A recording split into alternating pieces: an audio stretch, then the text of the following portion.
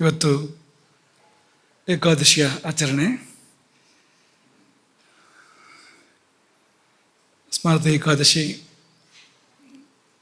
ವೈಷ್ಣವ ಏಕಾದಶಿ, ಭಾಗವತ ಏಕಾದಶಿ ಎಂಬುದಾಗಿ 3 ರೀತಿಯಲ್ಲಿ ಏಕಾದಶಿಯ ಆಚರಣೆ ಮಾಡ್ತಾರೆ. ನಮ್ಮ ಪರಂಪರೆ ಭಾಗವತ ಏಕಾದಶಿಯನ್ನು ಮಾಡುವಂಥ ಒಂದು ಪರಂಪರೆ. ಇವತ್ತು ಆ ಭಾಗವತ ಏಕಾದಶಿ ಇದೆ. ಅದೇ ದಿನ ಉಪವಾಸದ ವಿಷಯ ಬಂದಿದೆ. ಈ ಪ್ರವಚನ ಸರಣಿಯಲ್ಲಿ ತಾನಾಗಿ ಅದೇ ದಿನ ಉಪವಾಸ ಎನ್ನುವ ಸಂಗತಿ ಬಂದಿರುವಂಥದ್ದು, ಆ ವಿಷಯ ಬಂದಿರುವಂಥದ್ದು, ಅದು ಏನನ್ನು ತೋರಿಸ್ತದೆ ಅಂದರೆ, ಈ ಕಾರ್ಯಕ್ರಮ ಇದು ನಿಮ್ಮ ಯೋಜನೆ ಅಲ್ಲ. ಇದರ ಹಿಂದೆ ಬೇರಾರದೋ ಯೋಜನೆ ಇದೆ, ಮೇಲೆ ಕುಳಿತವನದ್ದು. ಏಕಾದಶಿ ದಿನ ನಾವು ಯಾರನ್ನು ಉಪಾಸನೆ ಮಾಡ್ತೇವೋ ಅಂಥವನ ಯೋಜನೆ ಇಲ್ಲಿದೆ ಅನ್ನೋದನ್ನು ಅದು ತೋರಿಸ್ತದೆ. ಆದರೆ ಉಪವಾಸಕ್ಕೆ ಹೋಗೋಕ್ಕಿಂತ ಮೊದಲು ಊಟ ಮಾಡೋಣ ಅಂದರೆ ನಿನ್ನೆಯ ಮೊನ್ನೆಯ ಈ ಪ್ರವಚನವನ್ನು ಮೆಲುಕು ಹಾಕೋಣ. ನಿನ್ನೆ ಹಿತಮಿತ ಮೇಧ್ಯಾಶನಂ ತಪಃ ಎನ್ನುವ ಬಗ್ಗೆ ನಮಗೆ ಕೆಲವು ಮಾತುಗಳನ್ನ ಹೇಳಿದ್ವು. ಊಟ ಮಾಡಿ ಉದ್ಧಾರ ಆಗ್ಬೋದು ಅಂತ ಸಂಕ್ಷೇಪ ಹೇಳೋದಾದರೆ, ಊಟ ಮಾಡಿ ಉದ್ಧಾರ ಆಗ್ಬೋದು. ಸರಿಯಾಗಿ ಮಾಡೋದಾದರೆ ಊಟ ಮಾಡಿ ಉದ್ಧಾರ ಆಗ್ಬೋದು. ಎಲ್ಲ ಪಾಪಗಳನ್ನು ಊಟದಲ್ಲೇ ಕಳ್ಕೊಳ್ಬೋದು. ಹಿತಮಿತ ಆಹಾರ ಪಾಪ ನಮಗೆ ಹೊಸದಾಗಿ ಬರದಂತೆ ತಡೆದರೆ, ಮೇಧ್ಯಾಹಾರ ಒಳಗಿರುವ ಪಾಪವನ್ನು ನಾಶ ಮಾಡ್ತದೆ ಎಂಬುದಾಗಿ ನಿನ್ನೆ ಹೇಳಿದ್ವು ಅಂತ ನೆನಪು ನಮಗೆ. ಹಿತ ಅಂದರೆ ನಮಗಾಗಿ ಪ್ರಕೃತಿಯಿಂದ ನಿಹಿತ ಮತ್ತು ಶಾಸ್ತ್ರಗಳಿಂದ ವಿಹಿತ ಅಂತ. ಶಾಸ್ತ್ರಗಳು ನಮಗೆ ವಿಧಾನ ಮಾಡಿವೆ, ಇದನ್ನು ಊಟ ಮಾಡು, ಇದನ್ನು ತಿನ್ನು ಎಂಬುದಾಗಿ. ಶಾಸ್ತ್ರಗಳು ಯಾಕೆ ವಿಧಾನ ಮಾಡಿವೆ ಅಂದರೆ, ಯಾರದ್ದೋ ಮರ್ಜಿ ಅಲ್ಲ ಅದು. ಶಾಸ್ತ್ರಗಳು ಗುರುತಿಸಿವೆ, ಇದು ನಿನಗೆ ಸರಿ ಹೊಂದುವ ಆಹಾರ ಅಂತ ಪ್ರಕೃತಿ ಇಟ್ಟಿರುವಂಥದ್ದು ಎಂಬುದಾಗಿ ಶಾಸ್ತ್ರಗಳು ಗುರುತಿಸಿವೆ. ಅದನ್ನೇ ಸೇವಿಸಬೇಕು, ಅದು ಹಿತ. ಅದನ್ನು ಕೂಡ ಮಿತವಾಗಿ ಸೇವಿಸಬೇಕು. ಎಷ್ಟು ನಮಗೆ ಜೀರ್ಣ ಮಾಡ್ಕೊಳ್ಳೋದಕ್ಕೆ ಸಾಧ್ಯವೋ ಅಷ್ಟನ್ನೇ ಸೇವಿಸಬೇಕು, ಅದು ಮಿತ. ಮತ್ತು ಮೇಧ್ಯ ಅಂದರೆ ಯಾವುದು ಭಗವನ್ ನಿವೇದನೆಗೆ ಯೋಗ್ಯವೋ. ಕೆಲವು ಸಾರಿ ನಾವು ಊಟ ಮಾಡ್ತೇವೆ, ಅದು ಊಟ ಮಾಡಿದರೆ ನೈವೇದ್ಯ ಮಾಡೋ ಹಾಗಿರೋದಿಲ್ಲ ಅಲ್ವಾ. ನೈವೇದ್ಯ ಮಾಡಿ ಊಟ ಮಾಡಿದರೆ ಭಾಳ ಒಳ್ಳೆಯದು. ಅದು ನಾವು ತಿನ್ನೋ ವಸ್ತುಗಳು ಹೇಗಿರ್ತವೆ ಅಂದರೆ, ದೇವ್ರ ಮುಂದೆ ತೊಗೊಂಡು ಹೋಗಿರೋದಿಲ್ಲ. ಅದನ್ನು ನೋಡಿ, ತುಂಬ ವಸ್ತುಗಳು ಹಾಗೇವೆ. ಒಂದು ವೇಳೆ ಎಲ್ಲವೂ ನಾವು ಸ್ವೀಕಾರ ಮಾಡುವಂಥದ್ದು ಎಲ್ಲವೂ ಕೂಡ ದೇವರ ಮುಂದೆ ಹೋಗಿ ಬರುವ ಹಾಗಿದ್ದರೆ ತುಂಬ ಚೆನ್ನಾಗಿರ್ತಿತ್ತು. ಅವೆಲ್ಲ ಸಾತ್ವಿಕ. ದೇವರ ಮುಂದೆ ಹೋಗುವಂಥದ್ದೆಲ್ಲವೂ ಕೂಡ ಸಾತ್ವಿಕ. ಮುಖ್ಯವಾದ ಅರ್ಹತೆಯೇ ಸಾತ್ವಿಕತೆ, ದೇವರ ಮುಂದೆ ನೈವೇದ್ಯ ಮಾಡಬೇಕು ಅಂತಂದರೆ. ಹಾಗೆ ಏನೇ ಆಗಲಿ, ಒಟ್ಟು ಭಗವನ್ ನಿವೇದನೆಗೆ ಯಾವುದು ಅರ್ಹವಾಗಿರ್ತದೋ ಅಂಥದ್ದನ್ನು ಸೇವನೆ ಮಾಡಿದರೆ ಅದು ನಮ್ಮ ಒಳಗಿನ ಪಾಪವನ್ನೆಲ್ಲ ಕಳೀತದೆ. ಯಾಕೆಂದರೆ ಪಾಪ ಎಷ್ಟು ದೂರ ಹೋಗಬಲ್ಲದೋ ನಮ್ಮೊಳಗೆ, ಅಷ್ಟು ದೂರವೂ ಮೇಧ್ಯವೂ ಹೋಗಬಲ್ಲದು ಮತ್ತು ಮುಂದೂ ಕೂಡ ಹೋಗಬಲ್ಲದು. ಪಾಪದ ವ್ಯಾಪ್ತಿ ಎಲ್ಲಿಯವರೆಗಿದೆ, ಅದಕ್ಕಿಂತ ಮುಂದೆ ಇದೆ ಮೇಧ್ಯದ ವ್ಯಾಪ್ತಿ ಅಂತ. ಪವಿತ್ರ ಆಹಾರದ ವ್ಯಾಪ್ತಿ ಮತ್ತು ಮುಂದೆ ಇದೆ. ಪಾಪ ಏನಾಗಬಲ್ಲದು? ಪಾಪ ಅಂದರೆ ಅಶುಚಿ ಆಹಾರ ಅಥವಾ ಅಶುಭವಾದ ಆಹಾರ ಸೇವನೆ ಮಾಡಿದರೆ ಅದು ರಸ ಆಗ್ಬೋದು, ರಕ್ತ ಆಗ್ಬೋದು, ಮಾಂಸ ಆಗ್ಬೋದು, ಮೇಧಸ್ಸಾಗ್ಬೋದು, ಅಸ್ಥಿ ಆಗ್ಬೋದು, ಮಜ್ಜೆ ಆಗ್ಬೋದು, ಶುಕ್ರ ಆಗ್ಬೋದು, ಚರ್ಮ ಆಗ್ಬೋದು, ಮನಸ್ಸಾಗ್ಬೋದು. ಆದರೆ ಮತ್ತು ಮುಂದೆ ಹೋಗೋದಕ್ಕೆ ಪಾಪಕ್ಕೆ ವ್ಯಾಪ್ತಿ ಇಲ್ಲ. ದೇವರ ಹತ್ರ ಹೋಗೋ ಹಾಗಿಲ್ಲ ಅದು. ದೇವರ ಹತ್ರ ಹೋಗ್ಬೇಕಾದ್ರೆ ಧರ್ಮ ಆಗಿರ್ಬೇಕು. ಅದು ಧರ್ಮದ ಹೊರತು ಬೇರೆ ಯಾವುದು ದೇವರ ಬಳಿ ಹೋಗೋಕ್ಕೆ ಸಾಧ್ಯ ಇಲ್ಲ. ಆ ದೇವರ ವೇದಿಕೆಯಲ್ಲಿ ಅಧರ್ಮಕ್ಕೆ ಎಡೆಯಿಲ್ಲ, ಪ್ರವೇಶ ಇಲ್ಲ. ಮೇಧ್ಯ ಅಲ್ಲಿವರೆಗೆ ಹೋಗುತ್ತೆ. ಯಾಕೆಂದರೆ ಅದು ಪವಿತ್ರ, ಅದು ಧರ್ಮವಾಗಿ ಪರಿಣಮಿಸಬಲ್ಲದ್ದು, ಧರ್ಮವನ್ನು ತುಂಬಿಕೊಂಡಿರುವಂಥದ್ದು. ಹಾಗಾಗಿ ಮುಂದುವರೆದ ರೂಪದಲ್ಲಿ ಮೇಧ್ಯ ಪರಮಾತ್ಮನವರೆಗೂ ಸಾಗಬಲ್ಲದು. ಹಾಗಾಗಿ ಮೇಧ್ಯಾಹಾರ ಅನ್ನೋದು ಒಳಗೆ ಹೋಗಿ ಹುಡುಕಿ ಪಾಪಗಳನ್ನು ಪರಿಹಾರ ಮಾಡಿ ನಮ್ಮನ್ನು ಶುದ್ಧರನ್ನಾಗಿ ಮಾಡ್ತದೆ, ನಮ್ಮನ್ನು ಪವಿತ್ರರನ್ನಾಗಿ ಮಾಡ್ತದೆ. ಪುಣ್ಯಾತ್ಮ ಏನಾಗಂದ್ರೆ, ಆತ್ಮ ಅಂದರೆ ಶರೀರ ಅಂತ ಅರ್ಥ ಇದೆ, ಪುಣ್ಯ ಶರೀರಿ ಅಂತ ಪುಣ್ಯಾತ್ಮ ಅಂದರೆ. ಮನಸ್ಸು ಅಂತಲೂ ಅರ್ಥ ಇದೆ, ಪುಣ್ಯ ಮಾನಸ ಅಂತ. ಜೀವ ಅಂತಂತಲೂ ಹೇಗೂ ಅರ್ಥ ಇದೆ, ಪುಣ್ಯ ಜೀವ ಅಂತ, ಅವನು ಪುಣ್ಯಾತ್ಮ. ಇನ್ನೊಂದು ನಿನ್ನೆ ಹೇಳಿದ್ವಲ್ಲದು ಪಾಪಿ ಅಲ್ಲ. ಪಾಪಿ ಅಂದರೆ ಅವನಲ್ಲಿ ಪಾಪ ಇದೆ ಅಂತಷ್ಟೇ. ಪಾಪ ಅಂದರೆ ಅವನು ಬೇರೆ ಇಲ್ಲ, ಪಾಪ ಬೇರೆ ಇಲ್ಲ, ಎಲ್ಲ ಪಾಪವೇ ಇರೋದು, ಬೇರೆ ಏನು ಒಳ್ಳೆಯದು ಅಂತಿಲ್ಲ ಅಲ್ಲಿ. ರಸರಕ್ತ ಮಾಂಸ ಮೇಧಸ್ಸುಗಳು ಚರ್ಮದವರೆಗೆ ಅಸ್ಥಿಯವರೆಗೆ ಎಲ್ಲವೂ ಕೂಡ ಪಾಪವೇ ಆಗಿ ಹೋದರೆ, ಧಾತುಗಳ ಒಳಗೆ ಪಾಪ ಪ್ರವೇಶ ಮಾಡಿ ಎಲ್ಲ ವ್ಯಾಪಿಸಿದರೆ ಪೂರ್ತಿ ಅವನು ಪಾಪ ಹೊರತು ಪಾಪಿ ಅಲ್ಲ ಅಂತ. ಆ ಪಾಪ ಆಗೋದು ಅನೇಕ ಕಾರಣಗಳಿಂದ, ಅದರಲ್ಲಿ ಈ ಆಹಾರ ತುಂಬ ಪ್ರಬಲವಾದ ಕಾರಣ. ಯಾಕೆಂದರೆ ಮೈಯನ್ನೇ ಹಾಗೆ ಪರಿವರ್ತನೆ ಮಾಡ್ತಾ ಹೋಗ್ತದೆ ಆಹಾರ, ಮೈಯನ್ನೇ ಪಾಪವಾಗಿ ಪರಿವರ್ತನೆ ಮಾಡ್ತಾ ಹೋಗ್ತದೆ. ಆಗ ಉಪವಾಸ ಬೇಕಾಗ್ತದೆ ಅಂತ. ಯಾಕೆಂದರೆ ಧಾತುಗಳ ಒಳಗಿರುವ ಪಾಪವನ್ನು ಸುಡಬೇಕು.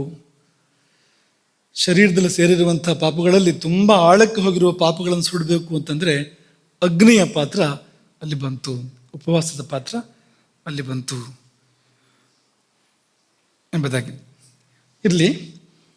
ಇನ್ನು ಈ ಪೂಜೆ ಒಂದು ಯಜ್ಞ, ಭೋಜನ ಒಂದು ಯಜ್ಞ, ಭೋಜನ ಒಂದು ಪೂಜೆ, ಭೋಜನ ಒಂದು ಸಮರ್ಪಣೆ ಹಾಗಾಗಬೇಕು ಅಂತ ಅನೇಕರು ಹೇಳಿದಾರಲ್ವಾ. ಅವ್ರ ಪಟ್ಟಿಯಲ್ಲಿ ಇನ್ನೊಂದು ಸೇರ್ಪಡೆ, ಇದು ಕೊನೆಗೆ ಬರೋ ಸೇರ್ಪಡೆ ಅಲ್ಲ, ಮೊದಲು ಬರುವಂಥ, ಆರಂಭದಲ್ಲಿ ಬರುವಂಥ ಸೇರ್ಪಡೆ ಇದು. ಕೃಷ್ಣ ಗೀತೆಯಲ್ಲಿ ನಾವು ಶುರು ಮಾಡ್ತೀವಿ. ಯದ್ ಕರೋಷಿ ಯದಶ್ನಾಸಿ,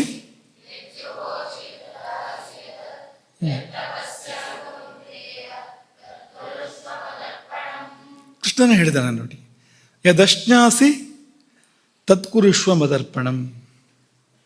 ಯಾವುದನ್ನು ನೀನು ಆಹಾರವಾಗಿ ಸೇವಿಸ್ತೀಯೋ ಅದನ್ನು ನನಗರ್ಪಣೆ ಮಾಡು. ನೈವೇದ್ಯ ಆಯಿತು ಪೂಜೆ ಅಂತಂದರೆ.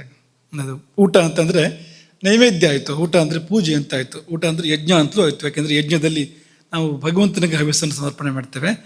ಎತ್ತುವ ತುತ್ತು ಹವ್ಯಸ್ಸಾಯಿತು, ಆಹುತಿ ಆಯಿತು, ಪ್ರಾಣಾಹುತಿ ಅನ್ನುವ ಹೆಸರು ಅದಕ್ಕೆ ಯೋಗ್ಯ ಆಗ್ತದೆ ಆಗ ಅಂತ. ಅವನೇ ಪ್ರಾಣ.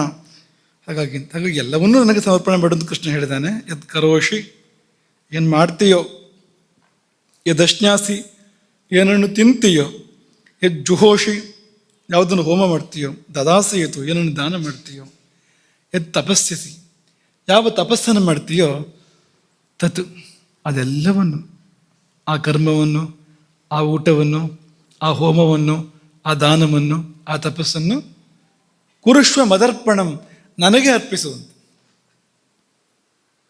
ಹಾಗಾಗಿ ಹೀಗೆ ಅರ್ಪಿಸೋಕೆ ನಮಗೆ ಬರೋದಾದರೆ ನಾವು ಮಾಡೋ ಊಟ ನೈವೇದ್ಯ ಆಗಿ ಪರಿಣಮಿಸುತ್ತೆ. ಯಾರಾದರೂ ನಮಗೆ ಊಟ ಹಾಕಿದರೆ ಕೃಷ್ಣನಿಗೆ ಊಟ ಹಾಕಿದಾಗತ್ತೆ ಅಂತ. ಊಟ ಹಾಕಿದವರು ಕೃಷ್ಣನಿಗೆ ಊಟ ಹಾಕಿದಾಗತ್ತೆ ಅಂತ. ಶ್ರೀರಂಗ ಮಹಾಗುರುಗಳ ಜೀವನದಲ್ಲಿ ಒಂದು ವಿಶೇಷ ಘಟನೆ ನಡೆದು ಬರೋದನ್ನು ಉಲ್ಲೇಖ ಮಾಡ್ತಾರೆ. ಅದೇನೆಂದರೆ, ಯಾವಾಗಲೂ ಒಂದ್ಸತಿ ಹೇಳಿದ್ವೇನೋ ನೆನಪು ನಮಗೆ. ಒಬ್ಬಾಕೆ ಶಿಷ್ಯೆ ಅವರು ಬಳಿಗೆ ಬಂದಾಗ ಅವರು ಕೇಳ್ತಾರೆ, ನಿಮ್ಮ ಮನೇಲಿ ಇಂಥ ಸಾಂಬಾರು ಮಾಡಿದ್ರೆ ಇವತ್ತು ಅಂತ ಕೇಳ್ತಾರೆ ಅವರು. ಅದು ಹೌದದು, ನಿಜವಾಗಿ ಅದನ್ನು ಊಟ ಮಾಡ್ಕೊಂಡು ಬಂದಿದ್ದಾಳೆ. ಅದು ಹೇಗೆ ಗೊತ್ತಾಯಿತು ಅಂದರೆ, ಆಕೆ ತತ್ಕುರುಷ್ವ ಮದರ್ಪಣಂ, ತನ್ನ ಗುರುವಿಗೆ, ತನ್ನ ದೇವನಿಗೆ ಸಮರ್ಪಣೆ ಮಾಡಿದಾಳೆ ಆಕೆ. ಅದನ್ನು ಎಷ್ಟು ಭಾವಪೂರ್ಣವಾಗಿ ಆಕೆ ಸಮರ್ಪಣೆ ಮಾಡಿದಾಳೆ ಅಂದರೆ, ಬಂದು ಮುಟ್ಟಿಯೇ ಬಿಟ್ಟಿದೆ ಇಲ್ಲಿ, ಅದು ಅಂತ ತೇಗು ಬಂದಿದೆ ಅಂತ. ಅವ್ರ ಮನೆ ಸಾಂಬಾರನ ತೇಗು ಗುರುವಿಗೆ ಬರಬೇಕಾದ್ರೆ, ತೆಗಿನಲ್ಲಿ ಆ ಗಂಧ ಬರಬೇಕಾದ್ರೆ ಭಾವದ ವ್ಯಾಪ್ತಿ ಎಷ್ಟಿದೆ ನೋಡಿ.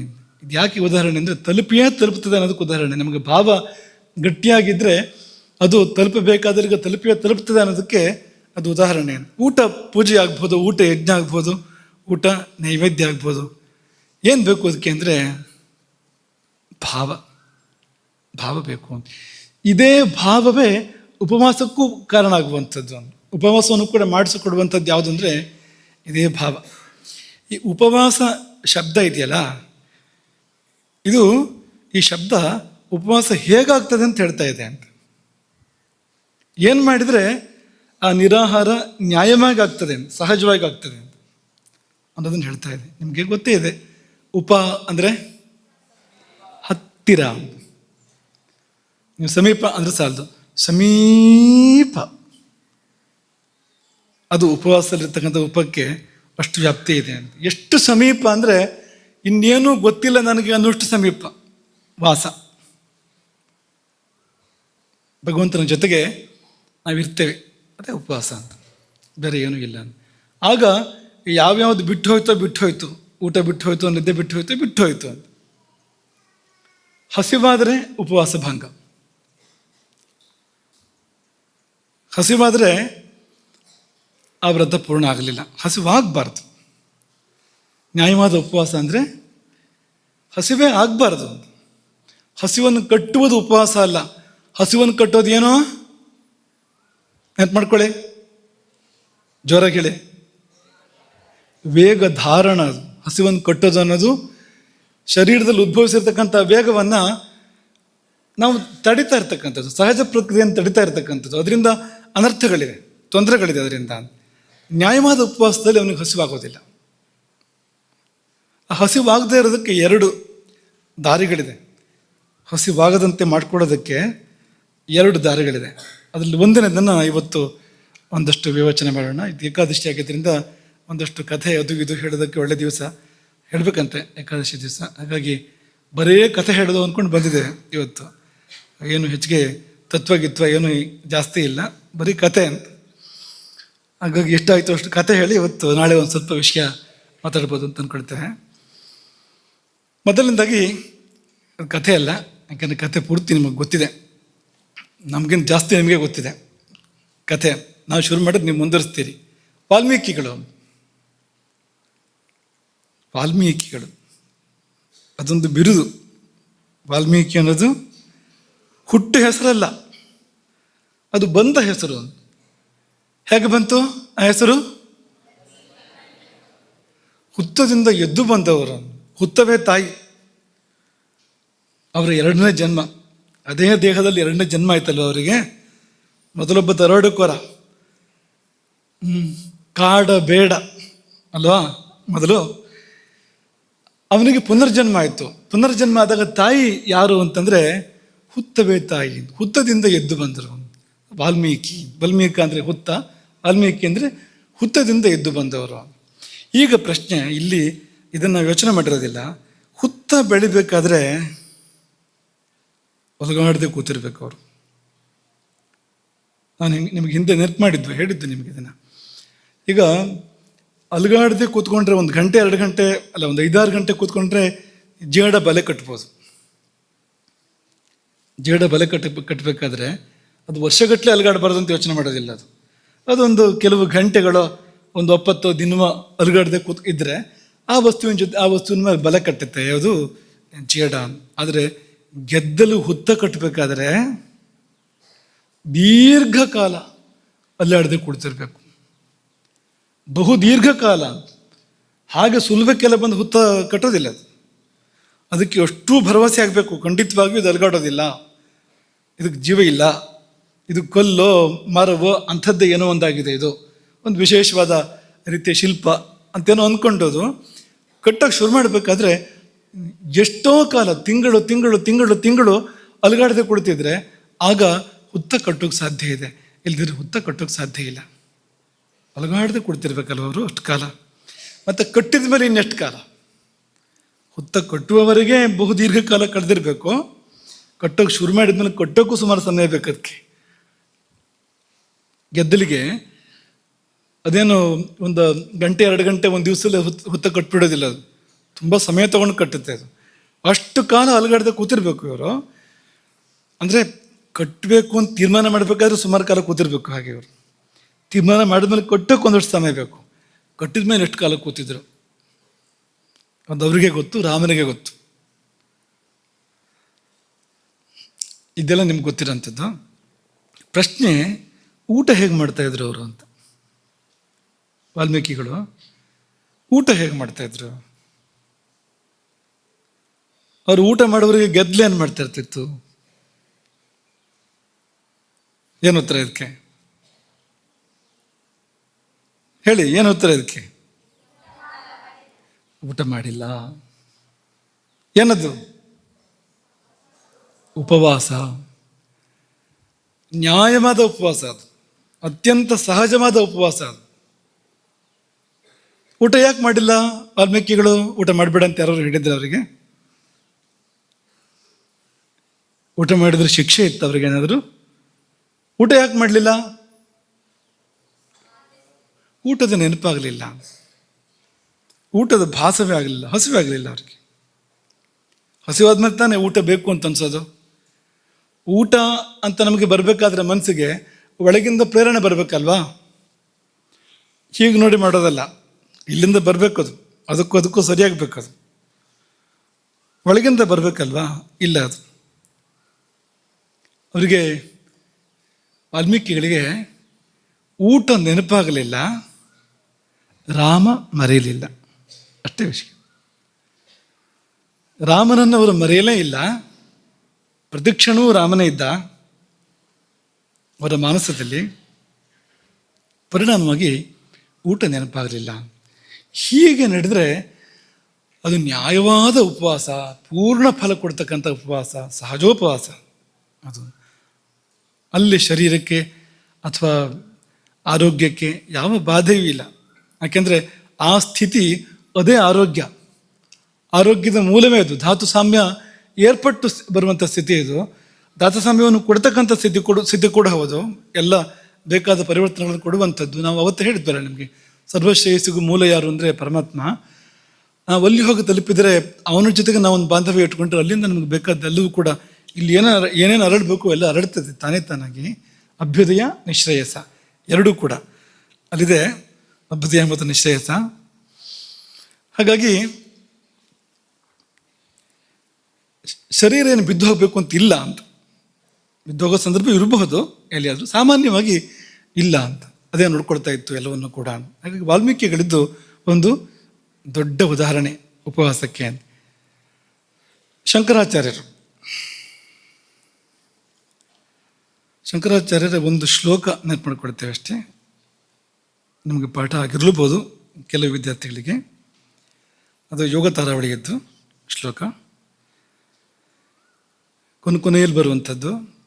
ಶಾಂತಿಂ ತಥಾವಿಧ ಮನೋವಿಲಯಾಂ ಸಮಾಧವು ಶ್ರೀಶೈಲ ಶೃಂಗ ಕುಹರೇಶು ಕದೋಪಲಪ್ಸಿ ಗಾತ್ರಂ ಯದಾ ಮಮ ಲತಾಃ ಪರಿವೇಷ್ಟಯಂತಿ ಕರ್ಣೆ ಯದಾ ವಿರಚಯಂತಿ ಖಗಾಶ್ಚ ನೀಡಾನ್. ಇದೊಂದು ಸನ್ನಿವೇಶವನ್ನು ಕಟ್ಟಿಕೊಡುವಂಥ ಒಂದು ಒಂದು ಒಂದು ಶ್ಲೋಕ, ತುಂಬ ಅದ್ಭುತವಾಗಿರುವಂಥದ್ದು. ಶಂಕರಾಚಾರ್ಯರು ಹಾರೈಸ್ತಾರೆ, ಆಶಿಸ್ತಾರೆ ಈ ಶ್ಲೋಕದಲ್ಲಿ. ಏನು ಆಶಿಸ್ತಾರೆ ಅಂದರೆ, ಅಂಥ ಶಾಂತಿ ನನಗೆ ಯಾವಾಗ ಬಂದಿತ್ತು. ಮನೋವಿಲಯಾಂ ಸಮಾಧವು, ಸಮಾಧಿಯಲ್ಲಿ ಮನಸ್ಸು ಲೀನವಾಗಿರುವ ಶಾಂತಿ. ಯಾವ ಶಾಂತಿ ಅಂದರೆ ಮನಸ್ಸು ಇಲ್ಲವಾಗಿದೆ, ಅದನ್ನು ಮನೋನಾಶ ಅಂತಲೂ ಕರೀತಾರೆ, ಮನೋನ್ಮನಿ ಅಂತಲೂ ಕರೀತಾರೆ, ಉನ್ಮನಿ ಅಂತಲೂ ಕರೀತಾರೆ. ಮನಸ್ಸನ್ನು ಮೀರಿರ್ತಕ್ಕಂಥ ಒಂದು ಸ್ಥಿತಿ ಅದು. ಆ ಸ್ಥಿತಿಗೆ ಹೋಗಿ ತಲುಪಿದಾಗ ಮನಸ್ಸು, ಮಾತು ಅಥವಾ ಈ ಇಂದ್ರಿಯಗಳು ಯಾವುದೂ ಕೆಲಸ ಮಾಡ್ತಾ ಇರೋದಿಲ್ಲ, ಎಲ್ಲವೂ ಸ್ತಬ್ಧ ಆಗುವಂಥ ಸಂದರ್ಭ. ಹಾಗಾಗಿ ಆ ಶಾಂತಿ, ಸಮಾಧಿಯಲ್ಲಿ ಮನಸ್ಸು ಲೀನವಾದಾಗ, ಮನಸ್ಸು ಬೇರೆ ಉಳಿದೇ ಇದ್ದಾಗ, ಹಾಗಾಗಿ ಹೊರಗೆ ಬಂದು ವರ್ಣನೆ ಮಾಡೋಕ್ಕಾಗೋದಿಲ್ಲ. ಹೇಗಿತ್ತು ಅಂತ ವರ್ಣನೆ ಮಾಡಿ ಅಂತಂದರೆ ಯಾವುದರಿಂದ ವರ್ಣನೆ ಮಾಡಬೇಕು? ಮನಸ್ಸಿನಿಂದ ತಾನೇ ಮಾಡಬೇಕು. ಇಲ್ಲ, ಅದು ಹೇಗಿತ್ತು ಅಂದರೆ ಅನಿರ್ವಚನೀಯ, ತುಂಬ ಹಿತವಾಗಿತ್ತು, ಅತ್ಯಾನಂದಮಯವಾಗಿತ್ತು. ಆದರೆ ವರ್ಣನೆ ಮಾಡೋದಕ್ಕೆ ಸಾಕ್ಷಿ ಇಲ್ಲ. ಮನಸ್ಸು ಸಾಕ್ಷಿ ಆಗಬೇಕಾಗಿತ್ತಲ್ವ, ಮನಸ್ಸಾಕ್ಷಿ ಅಂತ ಹೇಳ್ತಾರಲ್ವ, ಅದೇ ಇಲ್ಲ. ಹಾಗಾಗಿ ಅಂಥ ಶಾಂತಿಯನ್ನು ಎಂದು ಪಡೆದೇನು ಅಂತ ಶಂಕರಾಚಾರ್ಯರು ಅವರು ನಿಮ್ಮ ಪಾತ್ರದಲ್ಲಿ ನಿಂತು ಕೇಳ್ತಾ ಇರೋದು. ಅವರ ಚಿಕ್ಕ ವಯಸ್ಸಲ್ಲೇ ರಚಿತವಾಗಿರುವಂಥ ಪದ ಆಗಿರಬೇಕಿದು. ಆದರೂ ಕೂಡ ಅವರಿಗೆ ಅದೆಲ್ಲ ಸಹಜ ಸಿದ್ಧ ಅವರಿಗೆ, ಶಂಕರಾಚಾರ್ಯರಿಗೆ. ಹಾಗಾಗಿ ಅವರು ನಮ್ಮ ಜಾಗದಲ್ಲಿ ನಿಂತು ಕೇಳಬೇಕು ಈ ಮಾತನ್ನು. ಅದನ್ನು ವಿವರಿಸ್ತಾರೆ ಅವರು. ಶ್ರೀಶೈಲ ಶೃಂಗದ, ಶ್ರೀಶೈಲ ಪರ್ವತ ಇದೆಯಲ್ಲ, ಶಿವನ ಆವಾಸ ಸ್ಥಾನ ಅದು. ಶ್ರೀಶೈಲ ಪರ್ವತದ ಕುಹರೇಶು, ಗುಹೆಗಳಲ್ಲಿ ನಾನು ಕುಳಿತಿರಬೇಕು. ಶ್ರೀಶೈಲ ಶೃಂಗ ಕುಹರೇಶು,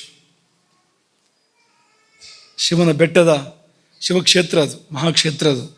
ಆ ಮಹಾಪರ್ವತದ ಗುಹೆಗಳಲ್ಲಿ ನಾನು ಕುಳಿತಿರಬೇಕು. ನನ್ನ ಮೇಲೆ ಬಳ್ಳಿ ಬೆಳೆದಿರಬೇಕು. ಗಾತ್ರಂ ಯದಾ ಮಮ ಲತಾಃ ಪರಿವೇಷ್ಟಯಂತಿ, ಬಳ್ಳಿಗಳು, ಲತಾಹ, ಮೈ ಮೇಲೆ ಬಳ್ಳಿಗಳು ಬೆಳೆದಿರಬೇಕು. ಬಳ್ಳಿಗಳು ಯಾವಾಗ ಬೆಳಿಬೇಕು? ಬಳ್ಳಿಗಳು ಯಾವಾಗ ಬೆಳೀತವೆ?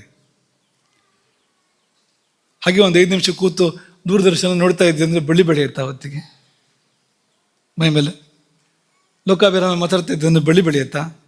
ನಿದ್ದೆ ಮಾಡ್ತಾ ಇದ್ದರೆ ಬಳ್ಳಿ ಬೆಳೆಯುತ್ತಾ? ನೀವು ಎಷ್ಟೇ ಗಂಟೆ ನಿದ್ದೆ ಮಾಡಿ, ಒಂದು 24 ಗಂಟೆ ನಿದ್ದೆ ಮಾಡಿ, ಬಳ್ಳಿ ಬೆಳೆಯೋದಿಲ್ಲ. ಯಾಕೆಂದರೆ ನಿದ್ದೆ ಮಾಡುವಾಗ ಮೈಕಿ ಅಲಗಾಟ ಇದೆ ಒಂದು ಸ್ವಲ್ಪ, ಮತ್ತು ಅಷ್ಟೆಲ್ಲ ಸಮಯ ಸಾಕಾಗೋದಿಲ್ಲ ಅದಕ್ಕೆ. ಬಳ್ಳಿ ಬೆಳಿಬೇಕು ಅಂದರೆ ಗೆದ್ದಲಿಗಿಂತಲೂ ಜಾಸ್ತಿ ಸಮಯ ಬೇಕು ಅದಕ್ಕೆ. ಹಾಗಾಗಿ ಗಾತ್ರಂ ಯದಾ ಮಮ ಲತಾ ಪರಿವೇಷ್ಟಯಂತಿ, ಎಂದು ನನ್ನ ದೇಹವನ್ನು ಬಳ್ಳಿಗಳು ಆವರಿಸುವವೋ, ಮಾತ್ರವಲ್ಲ ಎಂದು ನನ್ನ ಕಿವಿಯಲ್ಲಿ ಪಕ್ಷಿಗಳು ಗೂಡು ಕಟ್ಟುವವೋ. ಹಕ್ಕಿಗಳು ಗೂಡು ಕಟ್ಟಬೇಕು. ಕಿವಿ ಅಂದರೆ ಸ್ವಲ್ಪ ಅನುಕೂಲ ಆಗಿದೆ ಗೂಡು ಕಟ್ಟೋದಕ್ಕೆ. ಇಲ್ಲಿ ಕಡ್ಡಿ ಗಿಡ್ಡಿ ಇಟ್ಟರೆ ಅಲ್ಲಿ ಕಿವಿಯಲ್ಲಿ ನೆಲ ಥರ ಇದೆ ಅಲ್ವಾ, ಶುರು ಮಾಡ್ಬೋದು ಅಲ್ಲಿಂದ. ಶುರು ಮಾಡೋಕ್ಕೆ ಅನುಕೂಲ ಆಗೋ ಥರ ಇದೆ. ಹಾಗಾಗಿ ಕಿವಿನ ಒಂದು ಆಧಾರವಾಗಿ ಇಟ್ಕೊಂಡು ಹಕ್ಕಿಗಳು ಗೂಡು ಕಟ್ಟೋ ಥರ ಆಗಬೇಕು. ಅಂತಹ ಶಾಂತಿ, ಅಂತಹ ಸಮಾಧಿ ಎಂದು ನಾನು ಪಡೆದೇನು ಎಂಬುದಾಗಿ ಕರ್ಣೆ ಯದಾ ವಿರಚಯಂತಿ ಖಗಾಶ್ಚನೀಡ. ಇಷ್ಟಾಗುವವರೆಗೆ ಊಟ ಮಾಡೋಕ್ಕೆ ಸಾಧ್ಯವಾ? ಕಿವಿಲಿ ಪಕ್ಷಿ ಗೂಡು ಕಟ್ಟಬೇಕು ಅಂದರೆ, ಮೈ ಮೇಲೆ ಬಳ್ಳಿ ಬೆಳಿಬೇಕು ಅಂದರೆ ಎತ್ತನ ಮಧ್ಯೆ ಊಟ ಮಾಡೋಕ್ಕೆ ಸಾಧ್ಯವಾ? ಎಷ್ಟು ಕಾಲದ ಸಮಾಧಿ ಅದು, ಅಷ್ಟೂ ಕಾಲದ ಉಪವಾಸ, ಸಹಜ ಉಪವಾಸ ಭಗವತ್ ಸಾನ್ನಿಧ್ಯ. ಅದು ಪರಮಾತ್ಮನಲ್ಲಿ ಒಂದಾಗ ಕಲತಿರುವಂಥದ್ದು. ಅದನ್ನೇ ಹೇಳಿದ್ದು ಸಮೀಪ ಅಂತ ಹೇಳಿದ್ದು. ಯಾಕೆಂದರೆ ಎರಡೋ ಒಂದೋ ಅನ್ನುವ ಹಾಗೆ ಅಂತ, ಅಷ್ಟು ಸಮೀಪ ಅಂತ. ಎಲ್ಲಿ ಊಟದ ಪ್ರಶ್ನೆ ಆಗ ಅಂತ. ಉಪವಾಸ ತಾನಾಗಿ ಏರ್ಪಡುವಂಥದ್ದು. ಶಂಕರಾಚಾರ್ಯರು ನಿರೂಪಣೆ ಮಾಡಿದ, ಅಂದರೆ ಅವ್ಯಕ್ತವಾಗಿ ನಿರೂಪಣೆ ಮಾಡಿದ್ದಾರೆ ಅವರು. ನೀವು ಒಳಹೊಕ್ಕು ನೋಡಿದರೆ ಅಲ್ಲಿ ಉಪವಾಸ ಇದೆ ಅಂತ ಗೊತ್ತಾಗತ್ತೆ ನಿಮಗೆ ಅಂಥದ್ದು ಅಂತ. ವಿಶ್ವಾಮಿತ್ರರು ತಪಸ್ಸು ಕುಳಿತಿದ್ದಾರೆ. ಅನೇಕ ವಿಘ್ನಗಳು ಬಂದು ಹೋಗಿವೆ. ತಪಸ್ಸು ಅದೆಷ್ಟೋ ಬಾರಿ ಭಂಗ ಆಗಿದೆ. ಕೊನೆಯ ಬಾರಿ ಭಂಗ ಆದ ಸಂದರ್ಭ, ರಂಭೆ ಬಂದಿದ್ದಾಳೆ ತಪಸ್ಸನ್ನು ಭಂಗ ಮಾಡಬೇಕು ಅಂತ. ಅದಕ್ಕಿಂತ ಹಿಂದೆ ಮೇನಕ್ಕೆ ಬಂದು ಹೋಗಿ ಆಗಿದೆ, ಮೇನಕ್ಕೆ ತ್ರಿಶಂಕು ಬಂದು ಹೋಗಿ ಆಗಿದೆ, ಅಥವಾ ಬೇರೆ ಬೇರೆ ಸಂದರ್ಭಗಳು ಶೂನ್ಯಶೇಪ ಬಂದು ಹೋಗಿದ್ದಾನೆ. ಒಂದೊಂದು ಸಂದರ್ಭದಲ್ಲೂ ಕೂಡ ತಪಸ್ಸು ವಿನಿಯೋಗ ಆಗಿ ಕಾಮವೋ ಕ್ರೋಧವೋ ಯಾವುದೋ ಒಂದು ಕೆಲಸ ಮಾಡಿ ತಪಸ್ಸು ಭಂಗ ಆಗಿ ಏಸು ಸಲ ತಪವಗೈದು ಏಸು ಬನ್ನವನ ಅಂತು ಕೌಶಿಕನು ಬ್ರಹ್ಮರ್ಷಿ ಪದ ಕರ್ಹನಾದನ್ ಅನ್ನೋ ಹಾಗೆಲ್ಲ ಆಗಿ ಕೊಟ್ಟ ಕೊನೆಯಲ್ಲಿ ರಂಭೆ ಬಂದಿದ್ದಾಳೆ. ರಂಭೆ ಬಂದರೆ ಅವರ ಮನಸ್ಸನ್ನು ವಿಚಲಿತ ಆಗಲಿಲ್ಲ, ಕಾಮಕ್ಕೆ ಅವರು ಒಳಗಾಗಲಿಲ್ಲ ವಿಶ್ವಾಮಿತ್ರರು. ಅದರ ಕ್ರೋಧಕ್ಕೆ ಒಳಗಾದರು, ಶಪಿಸಿದರು. ಕಲ್ಲಾಗಿ ಬೀಳು, 10,000 ವರ್ಷಗಳ ಕಾಲ ಕಲ್ಲಾಗಿ ಬೀಳು. ವಸಿಷ್ಠರು ಬರಬೇಕು ನಿನ್ನನ್ನು ಉದ್ಧಾರ ಮಾಡೋದಕ್ಕೆ, ಅಲ್ಲಿ ತನಕ ಕಲ್ಲಾಗಿ ಬೀಳು ಅಂತ ಶಾಪ ಕೊಟ್ಟರು ರಂಭೆಗೆ. ಶಾಪ ಕೊಟ್ಟ ಮೇಲೆ ಕೋಪೇನ ಚ ಮಹಾತೇಜಾ ತಪೋಪಹರಣೆ ಕೃತೆ, ಕೋಪದಿಂದ ತಪೋಪಹರಣ, ತಪಸ್ಸಿನ ಅಪಹರಣವಾಗಿರಲು ಇಂದ್ರಿಯೈ ರಜಿತೈ ರಾಮ ನಲೇಭೆ ಶಾಂತಿಮಾತ್ಮನಃ. ರಾಮನಿಗೆ ಶತಾನಂದರು ಗೌತಮರ ಪುತ್ರ ಹೇಳುವಂಥ ಕಥೆ, ವಿಶ್ವಾಮಿತ್ರರ ಕಥೆ ಇದು. ಅವರು ಮುಂದೆ ಹೇಳುವಂಥದ್ದು, ವಿಶ್ವಾಮಿತ್ರರು ಎದುರುಗಡೆಗೆ ಹೇಳುವಂಥದ್ದು ಇದು. ನಲೇಭೆ ಶಾಂತಿಮಾತ್ಮನಃ, ಶಾಂತಿ ಇರಲಿಲ್ಲ ವಿಶ್ವಾಮಿತ್ರರಿಗೆ. ಇಂದ್ರಿಯಗಳನ್ನು ಗೆಲ್ಲಲಿಲ್ಲ ನಾನು, ಕ್ರೋಧವನ್ನು ಗೆಲ್ಲಲಿಲ್ಲ, ಬ್ರಹ್ಮರ್ಷಿ ಆಗೋದು ಹೇಗೆ ಎಂಬುದಾಗಿ ತುಂಬ ವ್ಯಥೆಯಾಯಿತು ವಿಶ್ವಾಮಿತ್ರರಿಗೆ. ಬಭೂವಾಸ್ಯ ಮನಶ್ಚಿಂತ, ತುಂಬ ಚಿಂತೆ ಕೂಡ ಆಯಿತು. ತಪೋಪಹರಣೆ ಕೃತೆ. ಆಗ ಒಂದು ಗಂಭೀರವಾದ ಪ್ರತಿಜ್ಞೆಯನ್ನು ಮಾಡ್ತಾರೆ ವಿಶ್ವಾಮಿತ್ರರು. ಏನು ಪ್ರತಿಜ್ಞೆ? ನೈವ ಕ್ರೋಧಂ ಗಮಿಷ್ಯಾಮಿ, ಸಿಟ್ಟೇ ಮಾಡೋದಿಲ್ಲ. ನಚ ವಕ್ಷ್ಯಾಮಿ ಕಿಂಚನ, ಮಾತು ಆಡೋದಿಲ್ಲ. ಮಾತಾಡಿದಿರ್ತಾನೆ, ಶಾಪ ಅಂತ ಕೊಡ್ಬೋದು ಮನಸ್ಸಿಂದಲೂ. ನೈವ ಕ್ರೋಧಂ ಗಮಿಷ್ಯಾಮಿ ನಚ ವಕ್ಷ್ಯಾಮಿ ಕಿಂಚನ, ಹೋಗಲಿ ಉಸಿರಾಡ್ಬೋದ ಅಂದರೆ ಅದೂ ಇಲ್ಲ. ಅಥವಾ ನೋಚ್ಛ್ವಸಿಷ್ಯಾಮಿ, ಉಸಿರನ್ನೇ ಆಡೋದಿಲ್ಲ. ಅಥವಾ ನೋಚ್ಛ್ವಸಿಷ್ಯಾಮಿ ಸಂವತ್ಸರ ಶತಾನ್ಯಪಿ, 100 ವರ್ಷ ಕಳೆದು ಹೋಗಲಿ, 100 ವರ್ಷಗಳು ಕಳೆದು ಹೋಗಲಿ, ಉಸಿರು ಕೂಡ ಆಡೋದಿಲ್ಲ. ಅಹಂ ವಿಶೋಷಯಿಷ್ಯಾಮಿ ಹ್ಯಾತ್ಮಾನಂ, ಈ ದೇಹವನ್ನು ಶೋಷಿಸ್ತೇನೆ. ವಿಜಿತೇಂದ್ರಿಯ, ಇಂದ್ರಿಯಗಳನ್ನು ಜಯಿಸ್ತೇನೆ. ಎಲ್ಲಿವರೆಗೆ ಅಂದರೆ, ಎಲ್ಲಿವರೆಗೆ ಬ್ರಾಹ್ಮಣ್ಯ ನನಗೆ ನನ್ನ ತಪಸ್ಸಿನಿಂದ ಸಂಪಾದನೆಯಾಗಿ ಒಲಿದು ಬರೋದಿಲ್ವೋ ಅಲ್ಲಿವರೆಗೆ. ತಾವತ್ ಯಾವದ್ಯಮೇ ಪ್ರಾಪ್ತಂ ಬ್ರಾಹ್ಮಣ್ಯಂ ತಪಸಾರ್ಜಿತಂ ಅನುಚ್ಛ್ವಸನ್, ಉಸಿರಾಡದೆ, ಅಭುಂಜಾನಃ, ಊಟ ಮಾಡದೆ. ನಮ್ಮ ವಿಷಯ ಬಂತು. ಅಭುಂಜಾನಃ ತಿಷ್ಠೇಯಂ ಶಾಶ್ವತೀ ಸಮಾಹ, ಎಷ್ಟು ಕಾಲವಾದರೂ ಹೀಗೆ ಇದ್ದು ಬಿಡ್ತೇನೆ. ಮತ್ತೆ ಬದುಕಿರ್ಬೇಕಲ್ಲ ಅಂದರೆ ಅದಿರುತ್ತೆ, ದೇಹ ಎಲ್ಲೋಗುತ್ತೆ. ನಹಿಮೆ ತಪ್ಯಮಾನಸ್ಯ ಕ್ಷಯಂ ಯಾಸ್ಯಂತಿ ಮೂರ್ತಯ, ತಪ್ಪಿಸುವಾಗ ಈ ಶರೀರ ಬಿದ್ದು ಹೋಗೋದು ಅದಿರ್ತದೆ ಅದು ಎಂಬುದಾಗಿ ಹೇಳಿ 1000 ವರ್ಷಗಳ ದೀಕ್ಷೆಯನ್ನು ಕೈಗೊಂಡರು ವಿಶ್ವಾಮಿತ್ರರು. ತಾನು ತಪಸ್ ಮಾಡ್ತಾ ಇದ್ದ ದಿಕ್ಕನ್ನು ಬಿಟ್ಟು ಉತ್ತರ ದಿಕ್ಕನ್ನು ಬಿಟ್ಟು ಪೂರ್ವಕ್ಕೆ ಹೋಗ್ತಾರೆ. ಅದಕ್ಕಿಂತ ಮೊದಲು ಈ ಉಳಿದು 3 ದಿಕ್ಕು ಆಗಿದೆ. ಈಗ ಕೊನೆಯದಾಗಿ ಪೂರ್ವ ದಿಕ್ಕಿಗೆ ಹೋಗುವಂಥದ್ದು. ಪೂರ್ವಕ್ಕೆ ಹೋಗಿ 1000 ವರ್ಷಗಳ ಮೌನ, ವ್ರತ, ಉಪವಾಸ, ಪರಮ ದುಷ್ಕರಂ, ಯಾರೂ ಮಾಡೋಕ್ಕೆ ಸಾಧ್ಯ ಇಲ್ಲ ಅಂಥ ತಪಸ್ಸನ್ನು. ಅಪ್ರತಿಮಂ, ಅದಕ್ಕೆ ಹೋಲಿಕೆ ಇಲ್ಲ ಒಂದು ಅಂಥ ತಪಸ್ಸನ್ನು ಅವ್ರು ಮಾಡ್ತಾರೆ. 1000 ವರ್ಷ ಆಯಿತು. ಈ ಸಾರಿ ರಂಭೆ ಮೇನಕ್ಕಿಯೂ ಬರಲಿಲ್ಲ, ವರ ಕೊಡೋಕೆ ಬ್ರಹ್ಮನೂ ಬರಲಿಲ್ಲ. 1000 ವರ್ಷ ಕಳೆದೋಯ್ತು. ಈ 1000 ವರ್ಷ ಸಿಟ್ಟು ಮಾಡಲಿಲ್ಲ. ಕ್ರೋಧವು ನಾಂತರ ಮಾಮಿಷದು, ಕ್ರೋಧವು ಕೂಡ ಬರಲಿಲ್ಲ ಅವರಿಗೆ. 1000 ವರ್ಷದ ವ್ರತ ಮುಗಿದಾಗ ಊಟ ಮಾಡಬೇಕು ಅವರು. ಉಪವಾಸ ವ್ರತ ಅದು. 1000 ವರ್ಷದ ಉಪವಾಸ. ನಾವು ಒಂದಿನದ ಉಪವಾಸ ಕಷ್ಟಪಡ್ತೇವೆ. 1000 ವರ್ಷದ ಉಪವಾಸ ಮಾಡಿ ಈಗ ಅಪವಿತ್ರ ಅನ್ನವನ್ನು, ಮೇಧ್ಯ ಅನ್ನವನ್ನು ಸ್ವೀಕಾರ ಮಾಡಬೇಕು. ಯಾಕೆಂದ್ರೆ ವ್ರತ ಮುಗಿದಿದೆ. ಮುಂದೆ ಮತ್ತೊಂದು ಸರಿ ಶುರುವಾಗಬೇಕು ತಪಸ್ಸು. ಅದು 1000 ವರ್ಷದ ಶುರುವಾಗಬೇಕು ಮತ್ತೆ. ಹಾಗಾಗಿ ಏತನ್ ಮಧ್ಯೆ ಒಂದು ಊಟ. ಹೇಗೆ ನಾವು ಮಾಡ್ಬೋದು ಆ ಊಟವನ್ನು? 1000 ವರ್ಷದ ನಂತರ ಸಿಕ್ಕಿದ್ರೆ ಊಟ, ಒಂದು ಹೊತ್ತು ಸಿಗದೇ ಇದ್ರೆ ಊಟ, ಆಮೇಲೆ ಊಟ ಸಿಕ್ಕಿದ್ರೆ ಗಬ ತಿಂದ್ಬಿಡುತ್ತೆ ನಾವು ಅಲ್ವಾ? ಹಾಗಿರುವಾಗ 1000 ವರ್ಷದ ಉಪವಾಸದ ನಂತರ ಅವ್ರು ಊಟ ಮಾಡಬೇಕಾದ್ರೆ ಎಂಥ ಸಂಭ್ರಮ ಇರಬೇಕು ಅಂದರೆ ಏನಿಲ್ಲ, ಇನ್ನೇನು ಊಟ ಮಾಡಬೇಕು ಅನ್ನೋ ಹೊತ್ತಿಗೆ ಇಂದ್ರ ಬಂದಂತೆ, ಬ್ರಾಹ್ಮಣನ ರೂಪದಲ್ಲಿ ಬಂದು ಭಿಕ್ಷಾ ಅಂತ ಎಂದಂತೆ. ವಿಶ್ವಾಮಿತ್ರರಿಗೆ ಗೊತ್ತು ಇಂದ್ರ ಅಂತ, ಇಂದ್ರನಿಗೂ ಗೊತ್ತು ವಿಶ್ವಾಮಿತ್ರರಿಗೆ ಗೊತ್ತು ಅಂತ. ಮತ್ತೆ ಭಯ ಇಲ್ವಾ ಶಾಪ ಕೊಟ್ಟರೆ ಅಂದರೆ ಉಪಾಯವೇ ಇಲ್ಲ, ಬೇರೆ ಎಲ್ಲ ಪ್ರಯತ್ನಗಳು ಮಾಡಿ ಮುಗಿದಿದೆ, ಇನ್ನು ಶಾಪ ತಗೊಂಡಾದರೂ ತಪಸ್ ಕಡಿಸ್ಬೇಕು ಅಂತ ಬಂದಿದ್ದಾನೆ ಇಂದ್ರ ಈ ಸಾರಿ. ಈಗ ಬೇರೆಯವರಿಗೆಲ್ಲ ಶಾಪ ಕೊಡಿಸಿ ಆಯಿತು ಅವನಿಗೆ. ಕೊಟ್ಟ ಕೊನೆಯಲ್ಲಿ ಶಾಪ ತಗೊಂಡ್ರೂ ಚಿಂತೆ ಇಲ್ಲ, ತಪಸ್ ಕಡಿಸ್ಬೇಕು ಅಂತ ಬ್ರಾಹ್ಮಣ ರೂಪದಲ್ಲಿ ಬಂದು ಕೇಳ್ದ, ಊಟವನ್ನು ಕೇಳ್ದ. ಆಯಿತು ಮಾಡು ಅಂದರು. ಅವನು ಎಷ್ಟು ಊಟ ಮಾಡಿದಂತೆ ಅಂದರೆ ಇವ್ರಿಗೆ ಏನು ಉಳಿಸಲೇ ಇಲ್ಲ, ಪೂರ್ತಿ ಖರ್ಚು ಮಾಡಿದಂತೆ, ಪೂರ್ತಿ ಖಾಲಿ ಮಾಡಿದಂತೆ. ವಿಶ್ವಾಮಿತ್ರರು ಒಂದು ಅಕ್ಷರ ಮಾತಾಡಲಿಲ್ವಂತೆ. ಅವನು ಇಷ್ಟು ಮಾಡಿದ್ರು 1000 ವರ್ಷದ ಉಪವಾಸದ ನಂತರ ಇಟ್ಕೊಂಡು ಊಟ ಬಂದು ಮಾಡ್ಕೊಂಡು ಹೋಗ್ತಾ ಇದ್ದಾನೆ. ಇಷ್ಟಾದರೂ ಕೂಡ ಸಿಟ್ಟು ಮಾಡಲಿಲ್ಲ. ಒಂದು ಶಬ್ದ, ನಮ್ಗೇನಾದ್ರು ಊಟ ಮಾಡಬೇಕಾದ್ರೆ ಸ್ವಲ್ಪ ಆ ಕಡೆ ಕಡೆಗಾದ್ರೆ ಬಂತು ಅಂತಲೇ ಲೆಕ್ಕ ಅಲ್ವಾ? ರಜೋಗುಣ ತಮಗುಣ ಎಲ್ಲ ಬರ್ತದೆ ಒಂದು ಸತ್ಯಾಗ. ಯಕ್ಷಗಾನದ ವೇಷಗಳೆಲ್ಲ, ಬಣ್ಣದ ವೇಷಗಳೆಲ್ಲ ಬರ್ತವೆ ನೋಡಿ ಒಂದು ಸತಿ. ಸಿಟ್ಟು ಬರೋದಕ್ಕೆ ಒಳ್ಳೆ ಸಮಯ ಮುಹೂರ್ತ ಯಾವುದಂದ್ರೆ ಊಟ ಮಾಡ್ತಾ ಇರುವಾಗಲೇ ಬರುವಂಥದ್ದು, ಭಾರಿ ಯೋಗ್ಯವಾದ ಕಾಲ ಅಂತ ಅನ್ನೋ ಹಾಗಿದೆ ಅದು. ಆದರೆ ನ್ಯಾಯವಾದ ಅವಕಾಶ ಸಿಟ್ಟು ಮಾಡೋದಕ್ಕೆ ಇಂಥ ಅವಕಾಶ ಎಲ್ಲಿ ಸಿಗ್ತದೆ? ಅಂಥ ಅವಕಾಶದಲ್ಲಿ ಕೂಡ ಒಂದು ಅಕ್ಷರ ಮಾತಾಡಲಿಲ್ಲ, ಮೌನವ್ರತವನ್ನು ಮುಂದುವರಿಸಿದ್ರು. ಪುನಃ ತಪಸ್ಸಿಗೆ ಕೂತ್ಕೊಂಡ್ರು. ಉಣ್ಣದೆಯೇ ತಪಸ್ಸಿಗೆ ಕೂತ್ಕೊಳ್ತಾರೆ. ಈ ಬಾರಿ ತಪಸ್ಸು ಮುಂದುವರೆದಾಗ ನೆತ್ತಿಯಿಂದ ಹೊಗೆ ಬರೋಕ್ಕೆ ಶುರುವಾಯಿತು. ವಿಶ್ವಾಮಿತ್ರರ ನೆತ್ತಿಯಿಂದ ಹೊಗೆ ಬರೋಕ್ಕೆ ಆರಂಭ ಆಯಿತು. ತಸ್ಯ ಅನುಚ್ಛ್ವಸಮಾನಸ್ಯ, ಉಸಿರಾಡದೆ ಕೊಡ್ತಿರ್ತಕ್ಕಂಥ ಆ ವಿಶ್ವಾಮಿತ್ರರ ಮೂರ್ಧ್ನಿ ಧೂಮೋ ವ್ಯಜಾಯತ, ನೆತ್ತಿಯಲ್ಲಿ ಧೂಮ ಏರ್ಪಟ್ಟಿತು. ಎತ್ರ ಎತ್ರ ಧೂಮ, ಮತ್ತಿಲ್ಲಿ ವನ್ನಿ ಇರಬೇಕಲ್ಲ, ಎಲ್ಲಿದೆ ವನ್ನಿ? ಇದು ಹೇಳಿ ನೀವು, ಯಾವ ವನ್ನಿ ಇದು? ಜಾಠರೋ ಜಾತವೇದ, ಜಠರಾಗ್ನಿ ಇದೆಯಲ್ಲ, ಕೋಷ್ಠಾಗ್ನಿ, ಅದು ಯಾವ ಮಟ್ಟಕ್ಕೆ ಪ್ರಜ್ವಲಿತವಾಗಿದೆ ಅಂದರೆ ಅದು ಹೊರಗೆ ಕಾಣಿಸ್ಕೊಳ್ತಾ ಇದೆ. ಶರೀರದಾದ್ಯಂತ ವ್ಯಾಪಿಸಿದ್ದು ಮಾತ್ರ ಅಲ್ಲ, ಹೊರಗೆ ಕಾಣಿಸ್ಕೊಳ್ತಾ ಇದೆ, ಹೊಗೆಯಾಗಿ ನೆತ್ತಿಯಿಂದ ಹೊರಗಡೆ ಹೋಗ್ತಾ ಇದೆ ಅದು. ಆ ಧೂಮ ಅಂದರೆ ಯಾವ ಮಟ್ಟದ ಅಗ್ನಿ ಜಾಗರಣ ಏರ್ಪಟ್ಟಿರಬೇಕು ಆ ತಪಸ್ಸಲ್ಲಿ ಅನ್ನೋದು ನಾವು ಊಹೆ ಮಾಡಬೇಕು. ಈಗ ನಮ್ಮ ಅಗ್ನಿ, ನಮ್ಮ ಮೈನ್ ಬಿಸಿ ಇಟ್ಟಿದೆ, ಅದು ಕೂಡ ಹೆಚ್ಚು ಕಡಿಮೆ ಆಗ್ತಾ ಇರುತ್ತೆ. ಮೈ ಬಿಸಿ ಇದೆಯಲ್ಲ ನಮ್ಮದು, ಜೀವ ಒಂದಿದ್ರೆ ಮೈ ಬಿಸಿ ಇರುತ್ತೆ. ಜೀವ ಹೋಯ್ತು ಒಂದು ಗೊತ್ತಾಗೋದು ಹೇಗೆ? ತಣ್ಣಗಾಗಿದೆ ಅಂತ.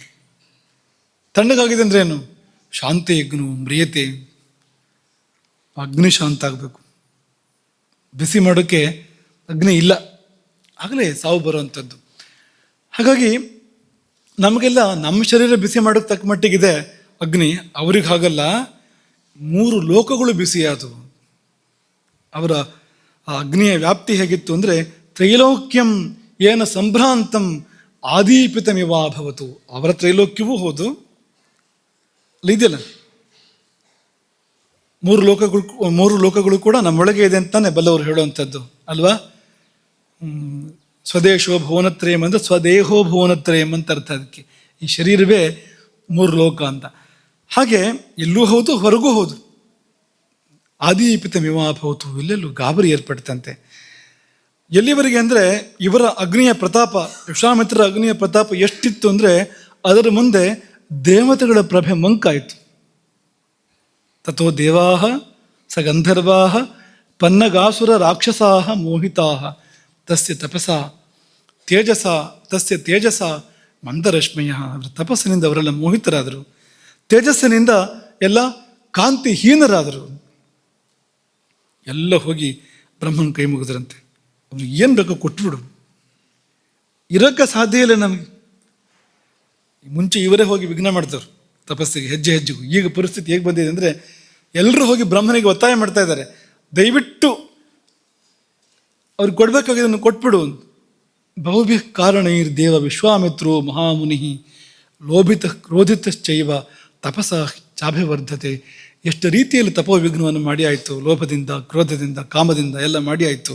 ಆದರೆ ಮತ್ತು ತಪಸ್ಸು ಬೆಳೀತಾ ಇದೆ ಹೊರತು ಅದು ಹಿಂಗ್ತಾ ಇಲ್ಲ ಅಥವಾ ಕಡಿಮೆ ಆಗ್ತಾ ಇಲ್ಲ ಅದು. ಹಾಗಾಗಿ ಕೊಡಬೇಕಾದನ್ನು ಕೊಡು. ಮತ್ತು ಅದು ಮಾತ್ರ ಅಲ್ಲ, ವಿಶ್ವಾಮಿತ್ರರಲ್ಲಿ ಈಗ ಯಾವ ಪಾಪವೂ ಉಳಿದಿಲ್ಲ. ನಹ್ಯಸ್ಯ ವೃಜನಂ ಕಿಂಚಿತು ದೃಶ್ಯತೆ ಸೂಕ್ಷ್ಮಮಪ್ಯಥ. ಅಗ್ನಿ ಮಾಡೋ ಕೆಲಸ ಏನು ಅಂತ ಹೇಳಿದ್ವಿ ನಿಮಗೆ? ಪಾಪಗಳನ್ನು, ದೋಷಗಳನ್ನು ಸುಡುವುದು ಅಗ್ನಿಯ ಕಾರ್ಯ ಅಂತ ಹೇಳಿದ್ವಲ್ವಾ. ಅವಕಾಶ ಕೊಟ್ಟರೆ ಅಗ್ನಿ ಅದನ್ನು ಮಾಡುತ್ತೆ ಅಂತ ಹೇಳಿದ್ವಲ್ವಾ. ನೋಡಿ, ಇಲ್ಲಿ ಅಗ್ನಿ ಪೂರ್ತಿ ಪ್ರಜ್ವಲಿತವಾದಾಗ ಅದರ ಫಲ ಹೇಗೆ ಬಂದಿದೆ ಅಂದರೆ ಸೂಕ್ಷ್ಮಮಪ್ಯಥ, ತುಂಬ ಅತ್ಯಂತ ಸೂಕ್ಷ್ಮವಾಗಿರುವಂಥದ್ದು, ತುಂಬ ಚಿಕ್ಕದು ಅಂದರೆ ಚಿಕ್ಕದು. ಅಂಥದ್ದು ಕೂಡ ಒಂದು ದೋಷ, ಒಂದು ಪಾಪ ಅಲ್ಲಿ ಉಳಿದಿಲ್ಲ ವಿಶ್ವಾಮಿತ್ರರಲ್ಲಿ, ಏನೂ ಕೂಡ ಉಳಿದಿಲ್ಲ. ಹಾಗಾಗಿ ಕೇಳಿದ್ದನ್ನು ಕೊಟ್ಬಿಡೋಣ. ಒಂದು ವೇಳೆ ಕೇಳಿದ್ದನ್ನು ಕೊಡದೇ ಇದ್ದರೆ ಈಗ ವಿಶ್ವಾಮಿತ್ರರ ಶಕ್ತಿ ಹೇಗಿದೆ ಅಂದರೆ ತನ್ನ ತಪಸ್ಸಿನಿಂದ ಪ್ರಳಯ ಮಾಡೋಕ್ಕೆ ಸಾಧ್ಯ. ಅವರು ಸಮಸ್ತ ಲೋಕಗಳನ್ನು ಕೂಡ ಇಲ್ಲವಾಗಿಸೋದಕ್ಕೆ ಸಾಧ್ಯ. ವಿನಾಶಯತಿ ತ್ರೈಲೋಕ್ಯಂ ತಪಸ, ಅಷ್ಟು ಶಕ್ತಿ ಸಂಗ್ರಹಿತವಾಗಿದೆ ಅಲ್ಲಿ. ಇನ್ನು ಪರಿಣಾಮ ಪ್ರಪಂಚದ ಮೇಲೆ ಆಗ್ತಾ ಇದೆ. ನ್ಯಾಯವಾಗಿ ಸಲ್ಲಬೇಕಾದನ್ನು ಸಲ್ಲಿಸ್ತಾ ಇದ್ದಿದ್ದರಿಂದ ಅಥವಾ ಆ ಅಗ್ನಿ ಮಿತಿಮೀರಿ ಬೆಳೀತಾ ಇದ್ದಿದ್ದರಿಂದ ದಿಕ್ಕುಗಳು ವ್ಯಾಕುಲವಾಗಿವೆ, ಏನೂ ಕಾಣ್ತಾ ಇಲ್ಲ, ಯಾರಿಗೂ ಏನೂ ಕಾಣ್ತಾ ಇಲ್ಲ, ಅಯೋಮಯ ಎನ್ನುವ ಸ್ಥಿತಿ ಇದೆ. ಸಮುದ್ರಗಳು ಕ್ಷೋಭೆಗೊಂಡಿವೆ, ಪರ್ವತಗಳು ಒಡೆದು ಹೋಗ್ತಾ ಇದ್ದಾವೆ, ಸೀಳಿ ಹೋಗ್ತಾ ಇದ್ದಾವೆ ಪರ್ವತಗಳು, ಭೂಮಿ ಕಂಪಿಸ್ತಾ ಇದೆ. ಪ್ರಕಂಪತೆ ಚ ಪೃಥಿವಿ, ಗಾಳಿ ವ್ಯಾಕುಲವಾಗಿ ಬೀಸ್ತಾ ಇದೆ. ಬ್ರಹ್ಮನ್ ನ ಪ್ರತಿಜಾನೀಮೋ ನಾಸ್ತಿಕೋ ಜಾಯತೆ ಜನಃ. ಬ್ರಹ್ಮನಿಗೆ ದೇವತೆಗಳು ಹೇಳುವಂಥದ್ದು ಜನರು ನಾಸ್ತಿಕರಾಗ್ತಾರೆ, ತಪಸ್ಸಿಗೆ ಫಲ ಇಲ್ಲ ಅಂತಾಗ್ಬಿಡ್ತದೆ ಹೀಗೆ ಮುಂದುವರೆದರೆ ಇದು. ಹಾಗಾಗಿ ಸಮೂಢಮೈವ ತ್ರೈಲೋಕ್ಯಂ ಸಂಪ್ರಕ್ಷುಭಿತ ಮಾನಸಂ. ಇಡೀ ಮೂರು ಲೋಕವು ಕೂಡ ಮೋಹಕ್ಕೆ ಒಳಗಾಗಿದೆ, ಮೂರ್ಛೆಗೆ ಒಳಗಾಗಿದೆ. ಯಾರ ಮನಸ್ಸಿಗೂ ಸಮಾಧಾನ ಇಲ್ಲ. ಸೂರ್ಯ ಕೂಡ ಕಾಂತಿಯನ್ನು ಕಳ್ಕೊಂಡಿದ್ದಾನೆ. ಹಾಗಾಗಿ ವಿಶ್ವಾಮಿತ್ರರು ಪ್ರಪಂಚದ ನಾಶಕ್ಕೆ ಮನಸ್ಸು ಮಾಡುವ ಮೊದಲು ಹೋಗಿ ವಿಶ್ವಾಮಿತ್ರರನ್ನು ಪ್ರಸನ್ನಗೊಳಿಸೋಣ. ಪರಿಸ್ಥಿತಿ ಎಲ್ಲಿಗೆ ಬಂತು ಅಂದರೆ ದೇವತೆಗಳನ್ನು ಪ್ರಸನ್ನಗೊಳಿಸಬೇಕು ಅಂತ ತಪಸ್ಸು ಮಾಡೋದು. ಈಗ ಎಲ್ಲಿಗೆ ಬಂದಿದೆ ಅಂದರೆ ದೇವತೆಗಳು ಹೋಗಿ ವಿಶ್ವಾಮಿತ್ರರನ್ನು ಪ್ರಸನ್ನಗೊಳಿಸುವಂಥ ಸ್ಥಿತಿ. ಹಾಗಾಗಿ ಬುದ್ಧಿನ ಕುರಿತೆ ಯಾವ ನಾಶಿಯ ದೇವ ಮಹಾಮುನಿ ತಾವತ್ ಪ್ರಸಾದ್ಯ. ಪ್ರಪಂಚ ನಾಶಕ್ಕೆ ಮನಸ್ಸು ಮಾಡುವ ಮೊದಲು ಹೋಗಿ ಮನವೊಲಿಸೋಣ. ಏನಪ್ಪ ಅಂಥ ಸಮಸ್ಯೆ ಅಂದರೆ ಅಗ್ನಿರೂಪೋ ಭಗವಾನ್. ಅದು ವಿಶ್ವಾಮಿತ್ರ ಅಂದರೆ ಈಗ ವಿಶ್ವಾಮಿತ್ರ ಅಲ್ಲ, ಅದು ಅಗ್ನಿಯೇ. ಅಗ್ನಿ ಬೆಳೆದರೆ ಹೀಗೆ ಬೆಳಿಬೋದು. ಹೇಗೆ ಬೆಳಿಬೋದು ಅಂದರೆ ಮೂರು ಲೋಕವನ್ನು ಕೂಡ ಸುಡುವ ಹಾಗೆ ಬೆಳಿಬೋದು. ಯಾರಿಗೂ ಪ್ರಪಂಚದಲ್ಲಿ ಆ ಅಗ್ನಿ ಬಿಸಿ ತಟ್ಟದೇ ಇರಲಿಕ್ಕೆ ಸಾಧ್ಯ ಇಲ್ಲ, ಹಾಗೆ ಬೆಳಿಬೋದು ಅಂತ. ಮಹಾದ್ಯುತಿ. ಹಿಂದೆ ಪ್ರಳಯ ಕಾಲದಲ್ಲಿ ಅಗ್ನಿ ಹೇಗೆ ಮೂರು ಲೋಕವನ್ನು ಸುಟ್ಟಿತ್ತೋ ಹಾಗೆ ಸುಡುವ ಸಾಧ್ಯತೆ ವಿಶ್ವಾಮಿತ್ರರಿಗಿದೆ. ಹಾಗಾಗಿ ಒಂದು ವೇಳೆ ದೇವರಾಜ್ಯವನ್ನು ಕೇಳಿದ್ರು ಕೊಟ್ಬಿಡೋಣ, ಅವ್ರ ಸೇವೆ ಮಾಡ್ಕೊಂಡಿರೋಣ ನಾವು. ಆಗ ಬ್ರಹ್ಮದೇವರು ಹೋಗಿ ವಿಶ್ವಾಮಿತ್ರರನ್ನು ಒಲಿಸಿ ಬ್ರಹ್ಮರ್ಷಿತ್ವವನ್ನು ಕೊಟ್ಟ ಅಂತ ನಾವು ಕೇಳ್ತೇವೆ. ಅವ್ರು ಹೇಳಿದ್ದಕ್ಕೆಲ್ಲ ಒಪ್ಪಿ. ವಿಶ್ವಾಮಿತ್ರರು ಹೇಳಿದ್ದೇನು, ನೀನು ಹೇಳಿದ್ರೆ ಸಾಲದು, ವಸಿಷ್ಠರು ಹೇಳಬೇಕು. ಹಠಕ್ಕಲ್ಲ, ಅದನ್ನು ಪ್ರಮಾಣಿತ ಮಾಡೋ ಯೋಗ್ಯತೆ ಅವರಿಗಿದೆ ಅಂತ, ವಸಿಷ್ಠರಿಗಿದೆ ಅಂತ. ಹೌದೋ ಅಲ್ವೋ, ಬ್ರಹ್ಮರ್ಷಿ ಹೋದೋ ಅಲ್ವೋ ಅಂತ ಈ ಲೋಕದಲ್ಲಿ ಹೇಳುವ ಯೋಗ್ಯತೆ ಯಾರಿಗಾರು ಇದ್ದರೆ ವಸಿಷ್ಠರಿಗಿರುವಂಥದ್ದು ಅಂತ. ಯಾಕೆಂದರೆ ಸಖ್ಯಂಚಕಾರ ಬ್ರಹ್ಮರ್ಷಿ ಅಂತ ಪ್ರಪಂಚದಲ್ಲಿ ಪ್ರತೆ ಏನು ಬಂದಿದೆ ಅಂತ, ಜಗಳ ವಿಶ್ವಾಮಿತ್ರರಿಗೂ ವಸಿಷ್ಠರಿಗೂ ಮುಂದೂ ಇತ್ತು, ಹಾಗೆ ಮುಂದುವರಿತು. ಇಬ್ಬರು ಬ್ರಹ್ಮರ್ಷಿಗಳು ಹಾಗೆ ಮುಂದುವರಿತು ಅಂತ ಅರ್ಥ ಇಲ್ಲದೆ ಇರುವಂಥದ್ದು. ಸಖ್ಯಂಚಕಾರ ಬ್ರಹ್ಮರ್ಷಿ, ಮೂರದಲ್ಲಿರೋದು ಹೇಗೆ ಅಂತ, ಸಖ್ಯ ಏರ್ಪಟ್ಟಿತು ಒಂದು ವಸಿಷ್ಠ ವಿಶ್ವಾಮಿತ್ರರ ಮಧ್ಯದಲ್ಲಿ ಅಂತ ವಾಲ್ಮೀಕಿ ರಾಮಾಯಣ ಹೇಳುವಂಥದ್ದು. ಅದು ಮುಂದಿನ ಕತೆ. ಇದೇನೆಂದರೆ, ಈ ಉಪವಾಸದ ನೇರ ಫಲಿತಾಂಶ ಏನಂದರೆ ಅಗ್ನಿ ಪ್ರಜ್ವಲನ. ನಮ್ಮೊಳಗಿನ ಆ ಕೋಷ್ಠಾಗ್ನಿ ಪ್ರಜ್ವಲಿಸುವಂಥದ್ದು, ಅದರ ಫಲವಾಗಿ ಯಾವ ದೋಷವೂ ಉಳಿದು ಹೋಗುವಂಥದ್ದು, ದೋಷವನ್ನೆಲ್ಲ ಸುಟ್ಟು ಹಾಕಿ ನಮ್ಮನ್ನು ನಿಷ್ಪಾಪರನ್ನಾಗಿ ನಿರ್ದೋಷರನ್ನಾಗಿ ಇದು ಮಾಡುವಂಥದ್ದು. ಇದು ಅದರ ಫಲ ಎನ್ನುವುದು ಈ ಕಥೆಯಲ್ಲಿ ನಮಗೆ ಗೊತ್ತಾಗುವಂಥದ್ದು. ಇಲ್ಲೂ ಹಾಗೆ ಎಷ್ಟು ಕಾಲದ ಉಪವಾಸ, ಅದರ ಕ್ಲೇಶ ಇಲ್ಲ, ಉಪವಾಸದ ಹಸಿವು ಇಲ್ಲ ವಿಶ್ವಾಮಿತ್ರರಿಗೆ. ಯಾಕೆಂದರೆ ಉಪವಾಸ ಆಗಿದೆ ಅಲ್ಲಿ, ತಮ್ಮೊಳಗಿನ ಘನತತ್ವದಲ್ಲಿ ಲೀನವಾಗಿದ್ದಾರೆ ಅವರು, ಅದರ ಒಂದು ಸಂಘದಲ್ಲಿದ್ದಾರೆ. ಹಾಗಾಗಿ ಅವರಿಗೆ ಹಸಿವಿನ ಬಾಧೆ ಇಲ್ಲ. ಬಾಧೆ ಇದ್ದರೆ ಉಪವಾಸ ಅಲ್ಲ. ಇವತ್ತು ಉಪವಾಸ ನನಗೆ ಯಾಕೆ ಅಂದರೆ ಹೊಟ್ಟೆಗೇನು ಸಿಕ್ಕಿಲ್ಲ ಅಂತ, ಅದು ಉಪವಾಸ ಅಲ್ಲ. ಅದು ಉಪವಾಸ ಅಲ್ಲ, ಅದು ನಿರಾಹಾರ ಅಂತ ಕರಿಬೋದು ಅದನ್ನು ಬೇಕಾದ್ರೆ, ಹೊರತು ಉಪವಾಸ ಅಲ್ಲ, ನಿರಶನ ಅಂತ ಕರಿಬೋದು. ಆದರೆ ಉಪವಾಸ ಅಂತ ಆಗಬೇಕಾದ್ರೆ ಈ ಭಗವತ್ ಸಾಮೀಪ್ಯ ಬೇಕಾದಕ್ಕೆ, ಅದೆಲ್ಲ ಉಪವಾಸ ಅಲ್ಲ ಅದು. ಇನ್ನು ಅದೆಲ್ಲ ಹಳೆ ಕತೆ. ಇತ್ತೀಚಿನ ಕತೆ ಹೇಳೋದಾದರೆ ರಮಣ ಮಹರ್ಷಿಗಳು. ಅವರು ತಮಿಳುನಾಡಿನ ತಿರುವಣ್ಣಾಮಲೆಗೆ ಬಂದ ಆರಂಭದ ದಿನಗಳು. ಅಲ್ಲಿ ಪಾತಾಳ ಲಿಂಗಂ ಎನ್ನುವ ಕತ್ತಲೆಯ ಗುಹೆ, ತೇವಾಂಶ ಇದೆ, ತುಂಬ ತೇವಾಂಶ ಇದ್ದಲ್ಲಿ ಕ್ರಿಮಿಕೀಟಗಳಿರ್ತವೆ. ಅಂಥದ್ದೊಂದು ಗುಹೆ. ಅಲ್ಲಿ ಯಾವಾಗಲೂ ಧ್ಯಾನದಲ್ಲಿ ಮುಳುಗಿರ್ತಿದ್ದಾರಂತೆ, ಆಳವಾದ ಧ್ಯಾನದಲ್ಲಿ, ಸಮಾಧಿಯಲ್ಲಿ ಯಾವಾಗಲೂ ಮುಳುಗಿರ್ತಾ ಇದ್ರು ರಮಣ ಮಹರ್ಷಿಗಳು. ಆಗ ಏನಾಯಿತು, ಕ್ರಿಮಿಕೀಟಗಳು, ಇರುವೆಗಳು ಅವರ ದೇಹಕ್ಕೆ ಮುತ್ತಿಗೆ ಹಾಕಿದ್ವು, ಕಚ್ಚಿ ಒಂದಷ್ಟು ದೇಹ ಭಾಗಗಳನ್ನು ತಿಂದುಬಿಟ್ಟು, ತೊಡೆಗಳು, ಕಾಲುಗಳು, ಆಸನದ ಪ್ರದೇಶ, ಇದನ್ನೆಲ್ಲ ಇರುವೆಗಳು ನಿರಂತರವಾಗಿ ಕಚ್ಚಿ ರಂಧ್ರಗಳನ್ನು ಮಾಡಿ ಮಾಂಸವನ್ನು ತಿಂದವು. ಬರೇ ಚರ್ಮ ತಿಂದಿದ್ದಲ್ಲ, ಚರ್ಮದಲ್ಲಿ ರಂಧ್ರ ಮಾಡಿ ಮಾಂಸವನ್ನು ತಿಂದವು. ಗೊತ್ತಿಲ್ಲ ಅವರಿಗೆ, ರಮಣ ಮಹರ್ಷಿಗಳಿಗೆ. ಯಾಕೆ ಅಂದರೆ ಅವರು ಉಪವಾಸ ಇದ್ದರು. ಹೊಟ್ಟೆಗಂತ ತಗೊಂಡಿಲ್ವ ಅಂದರೆ ಹಾಗಲ್ಲ, ಉಪವಾಸ ಇದ್ರು ಅಂದರೆ ಎಲ್ಲವನ್ನೂ ಮರೆತಿದ್ರು. ಇಲ್ಲೂ ಕೂಡ ಹಾಗೆ, ಈ ಇರುವೆಗಳು ಬಂದು ಕಚ್ಚಿ ತಿಂದು ಮಾಂಸದವರೆಗೆ ಹೋಗಬೇಕು ಅಂದರೆ ಅದು ಅಷ್ಟು ಬೇಗ ಆಗುವಂಥದ್ದಲ್ಲ, ಸುಮಾರು ಸಮಯ ತಗೊಂಡಿರೋವಂಥದ್ದು. ಅದು ಅಷ್ಟು ಬೇಗ ಅಲ್ಲಿವರೆಗೆ ಹೋಗೋದಿಲ್ಲ, ಅದು ಸಾಕಷ್ಟು ಸಮಯ ತಗೊಳುತ್ತೆ ಅದು. ಹಾಗಾದ್ರೆ ಅವ್ರು ಏನು ಮಾಡ್ತಾಯಿದ್ರು, ಗುಹೆ ಒಳಗೆ ಯಾರು ಅಡುಗೆ ಮಾಡಿ ಬಡಿಸ್ತಾ ಇದ್ರು ಅಂದರೆ ಏನಿಲ್ಲ, ಉಪವಾಸ, ನಿಜವಾದ ಉಪವಾಸ. ಇನ್ನು ಈ ಹಳೆಯ ಕಥೆಗಳ ಪೈಕಿಯಲ್ಲಿ ಕೊನೆಯದು, ತುಂಬ ಹಳೆಯದಿದು, ಒಂದು ರಾಕ್ಷಸನ ಕಥೆ ಇದು, ಮಹಾರಾಕ್ಷಸನ ಕಥೆ ಇದು. ಹಿರಣ್ಯಕಶಿಪು. ಹಿರಣ್ಯಾಕ್ಷನ ವಧೆಯಾದ ಬಳಿಕ ಹಿರಣ್ಯಕಶಿಪು ತಪಸ್ಸಿಗೆ ಹೋಗ್ತಾನೆ. ಅಜರಾಮರಾಗಬೇಕು ಅಂತ ಅವನು ತಪಸ್ಸು ಮಾಡ್ತಾ ಇರುವಂಥದ್ದು. ಅಪ್ರತಿದ್ವಂದ್ವ, ತನಗ್ಯಾರು ಎದುರಿರಬಾರ್ದು ಅಂತ, ಏಕರಾಜ ತಾನಾಗಬೇಕು ಅಂತ ತಪಸ್ಸು ಮಾಡ್ತಾ ಇರುವಂಥದ್ದು. ಮಂದರ ಪರ್ವತದ ಪರಿಸರದಲ್ಲಿ ತಪಸ್ಸು ಮಾಡ್ತಾ ಇದ್ದಾನೆ. ಊರ್ಧ್ವಬಾಹು, ಎರಡೂ ಕೈ ಮೇಲೆತ್ತಿದ್ದಾನೆ. ನಭೋ ದೃಷ್ಟಿ, ಆಕಾಶದಲ್ಲಿ ದೃಷ್ಟಿಯನ್ನು ನೆಟ್ಟಿದ್ದಾನೆ. ಪಾದಾಂಗುಷ್ಠಾಶ್ಯತಾವನಿ, ಕೇವಲ ಹೆಬ್ಬೆರಳುಗಳ ಮೇಲೆ ನಿಂತಿದ್ದಾನೆ, ಪಾದವನ್ನು ಕೂಡ ಊರಿಲ್ಲ. ಕೇವಲ ಅಂಗುಷ್ಠಾಗ್ರದ ಮೇಲೆ ನಿಂತು ಎರಡೂ ಕೈ ಮೇಲೆತ್ತಿ ದೃಷ್ಟಿಯನ್ನು ಆಗಸದಲ್ಲಿ ನೆಟ್ಟು ತಪಸ್ಸು. ಎಷ್ಟೊತ್ತು ಎತ್ಕೊಳ್ಳೋಕ್ಕಾಗತ್ತೆ ನೋಡೋಣ, ಎತ್ಕೊಳ್ಳಿ. ಆ ಥರ ಈಗಲೇ ಎಲ್ಲ ಹೋಗಿ ನೋಡ್ಕೊಳ್ಳಿ. ಬೆರಳ ತುದಿಯಲ್ಲಿ, ಹೆಬ್ಬೆರಳ ತುದಿಯಲ್ಲಿ ಎಷ್ಟೊತ್ತು ಎತ್ಕೋಬೋದು? ಅವನು ಎಷ್ಟೊತ್ತು ನಿಂತ್ಕೊಂಡಿಲ್ವಂತೆ, 100 ದಿವ್ಯ ವರ್ಷಗಳು ಅಂತ. ಒಂದು ದಿವ್ಯ ವರ್ಷ ಅಂದರೆ 365 ವರ್ಷ. ನಮ್ಮದು ಮನುಷ್ಯರ 365 ವರ್ಷ, ದೇವತೆಗಳ 1 ವರ್ಷ. 100 ದಿವ್ಯ ವರ್ಷ ಅಂದರೆ ನೀವು ಗುಣಾಕಾರ ಮಾಡಿ ಎಷ್ಟಾಯಿತು ಅಂತ. ಇಷ್ಟು ಕಾಲದ ತಪಸ್ಸು ಅದು ಹಿರಣ್ಯಕಶಿಪುವಿನದ್ದು. ಅವನಿಗೆ ಅಂತಹದ್ದೊಂದು ವರ ಸಿಕ್ಕಿದೆ ಅಂದರೆ ಸುಮ್ಮನೆ ಸಿಕ್ಕಿಲ್ಲ ಅದು. ಅದರ ಹಿಂದಿರುವ ಪ್ರಯತ್ನ ಇದೆಯಲ್ಲ, ಅದು ಅತ್ಯದ್ಭುತವಾಗಿರುವಂಥದ್ದು, ಅಸಾಧಾರಣವಾಗಿರುವಂಥದ್ದು. ಮೋಕ್ಷಕ್ಕಾಗಿ ಮಾಡಿದ್ನ ಅಂದರೆ ಇಲ್ಲ, ಮೋಕ್ಷಕ್ಕಾಗಿ ಮಾಡಿಲ್ಲ. ಅವನು ವಿಶ್ವವಿಜಯಿ ಆಗಬೇಕು ಅಂತ ಮಾಡಿದ್ದು. ರಜೋಗುಣ ತಮೋಗುಣಗಳ ಪ್ರಭಾವ ಇದೆ. ಆದರೆ ಮೋಕ್ಷಕ್ಕಾಗಿ ಅಲ್ಲವೋ ಅಂದರೆ ಮೋಕ್ಷಕ್ಕಾಗಿ ಮಾಡಿರೋದು. ಒಳಗೆ ಜೀವ ಆ ಕಡೆಗೆ ಹೋಗ್ತಾ ಇದೆ. ಅದು ಇವನು ಮೋಕ್ಷಕ್ಕೆ ಹೋಗಬೇಕು ಅಂದರೆ ದೇವರು ಕೆಳಗಿಳಿದು ಬರಬೇಕು. 3 ಅವತಾರ ತಗೊಳ್ಬೇಕು ದೇವರು ಇವನಿಗೋಸ್ಕರವಾಗಿ. ನರಸಿಂಹ ಅವತಾರ, ರಾಮಾವತಾರ, ಕೃಷ್ಣಾವತಾರ ತಾಳಿಸ್ಬೇಕು ಇವನು ದೇವರಿಂದ. ಅಂಥ ಕೆಲಸ ಇದೆ ಹಿರಣ್ಯಕಶಿಪುವಿಗೆ. ಅದು ಕೊಟ್ಟು ಶಕ್ತಿ ಬೇಕು ಅದೆಲ್ಲ ಮಾಡಬೇಕು ಅಂದರೆ. ಭಯಂಕರವಾದ ತಪಸ್ಸು. ಮೊದಲು ಹೇಗಪ್ಪ ಅಂದರೆ ಅವನ ಜಟಾಮಂಡಲ ಶೋಭಿಸ್ತಂತೆ, ಎಲ್ಲ ಕಡೆಗೆ ಹಬ್ಬಿ ಹರಡಿದೆ ಜಟಗಳು. ಹೇಗೆ ಅಂದರೆ ಸಂವರ್ತಕ ಅಂತ ಒಂದು ಅಗ್ನಿ ಸೂರ್ಯನಿಗೂ ಹೇಳ್ತಾರೆ, ಅದರ ಜ್ವಾಲೆಗಳು ಕಿರಣಗಳು ಹರಡಿದ ಹಾಗೆ ಜಟಗಳು ಹರಡಿತ್ತು ಎಲ್ಲ ಕಡೆಗೂ ಅಂತ. ಹಾಗೆ ಆರಂಭದಲ್ಲಿ ಇತ್ತಂತೆ. ದೇವತೆಗಳು ತಮ್ಮ ಸ್ಥಾನಕ್ಕೆ ಹೋಗಿ ಸೇರ್ಕೊಂಡ್ರಂತೆ. ಈ ಸಮಯದಲ್ಲಿ ತಮ್ಮ ನೆಲೆಗಳನ್ನು ಕಂಡುಕೊಂಡ್ರಂತೆ.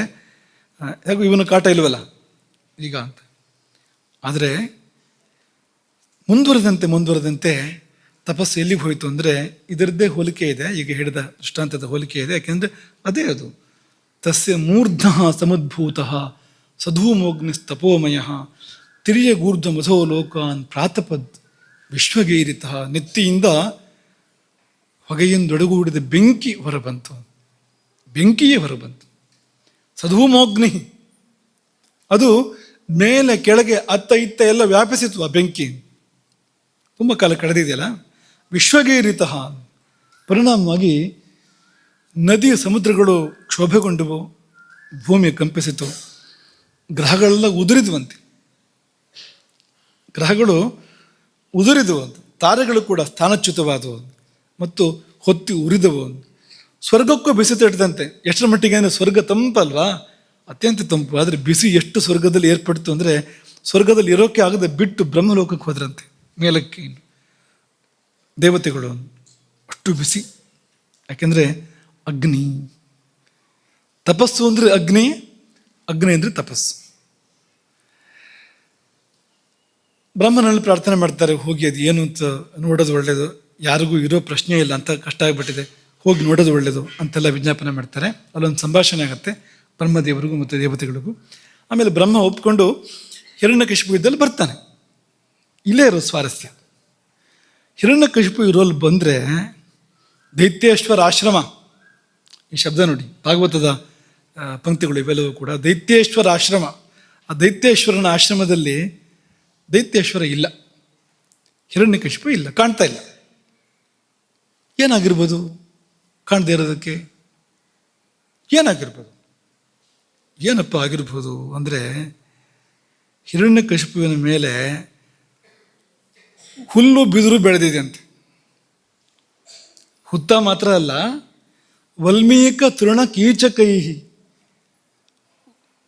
ಹುತ್ತ ಮಾತ್ರ ಅಲ್ಲ, ಹುಲ್ಲು ಬಿದಿರುಗಳು ಬೆಳೆದಿದ್ದಾವೆ. ಹಾಗೆ ಒಳಹೊಕ್ಕು ದೃಷ್ಟಿ ನೋಡಿದರೆ ಅಲ್ಲಿ ಏನಿದೆ ಅದ್ರ ಒಳಗೂ ಕೂಡ ಹಿರಣ್ಯಕಶಿಪು ಅವನು ಯಥಾರೂಪವಾಗಿ ಇಲ್ಲ. ಅವನು ತಪಸ್ಸು ಕೂತಾಗ ಹಾಗಿದ್ನೂ ಹಾಗಿಲ್ಲ. ಮತ್ತೇನಿದೆ, ಹೇಗಿರ್ಬೋದು?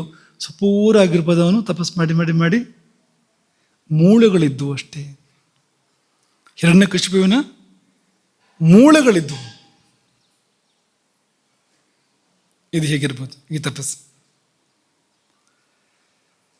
ಪಿಪೀಲಿಕಾಭಿರಾಚೀರ್ಣಂ, ಇರುವೆಗಳು ತಿಂದು ಹಾಕಿದೆ.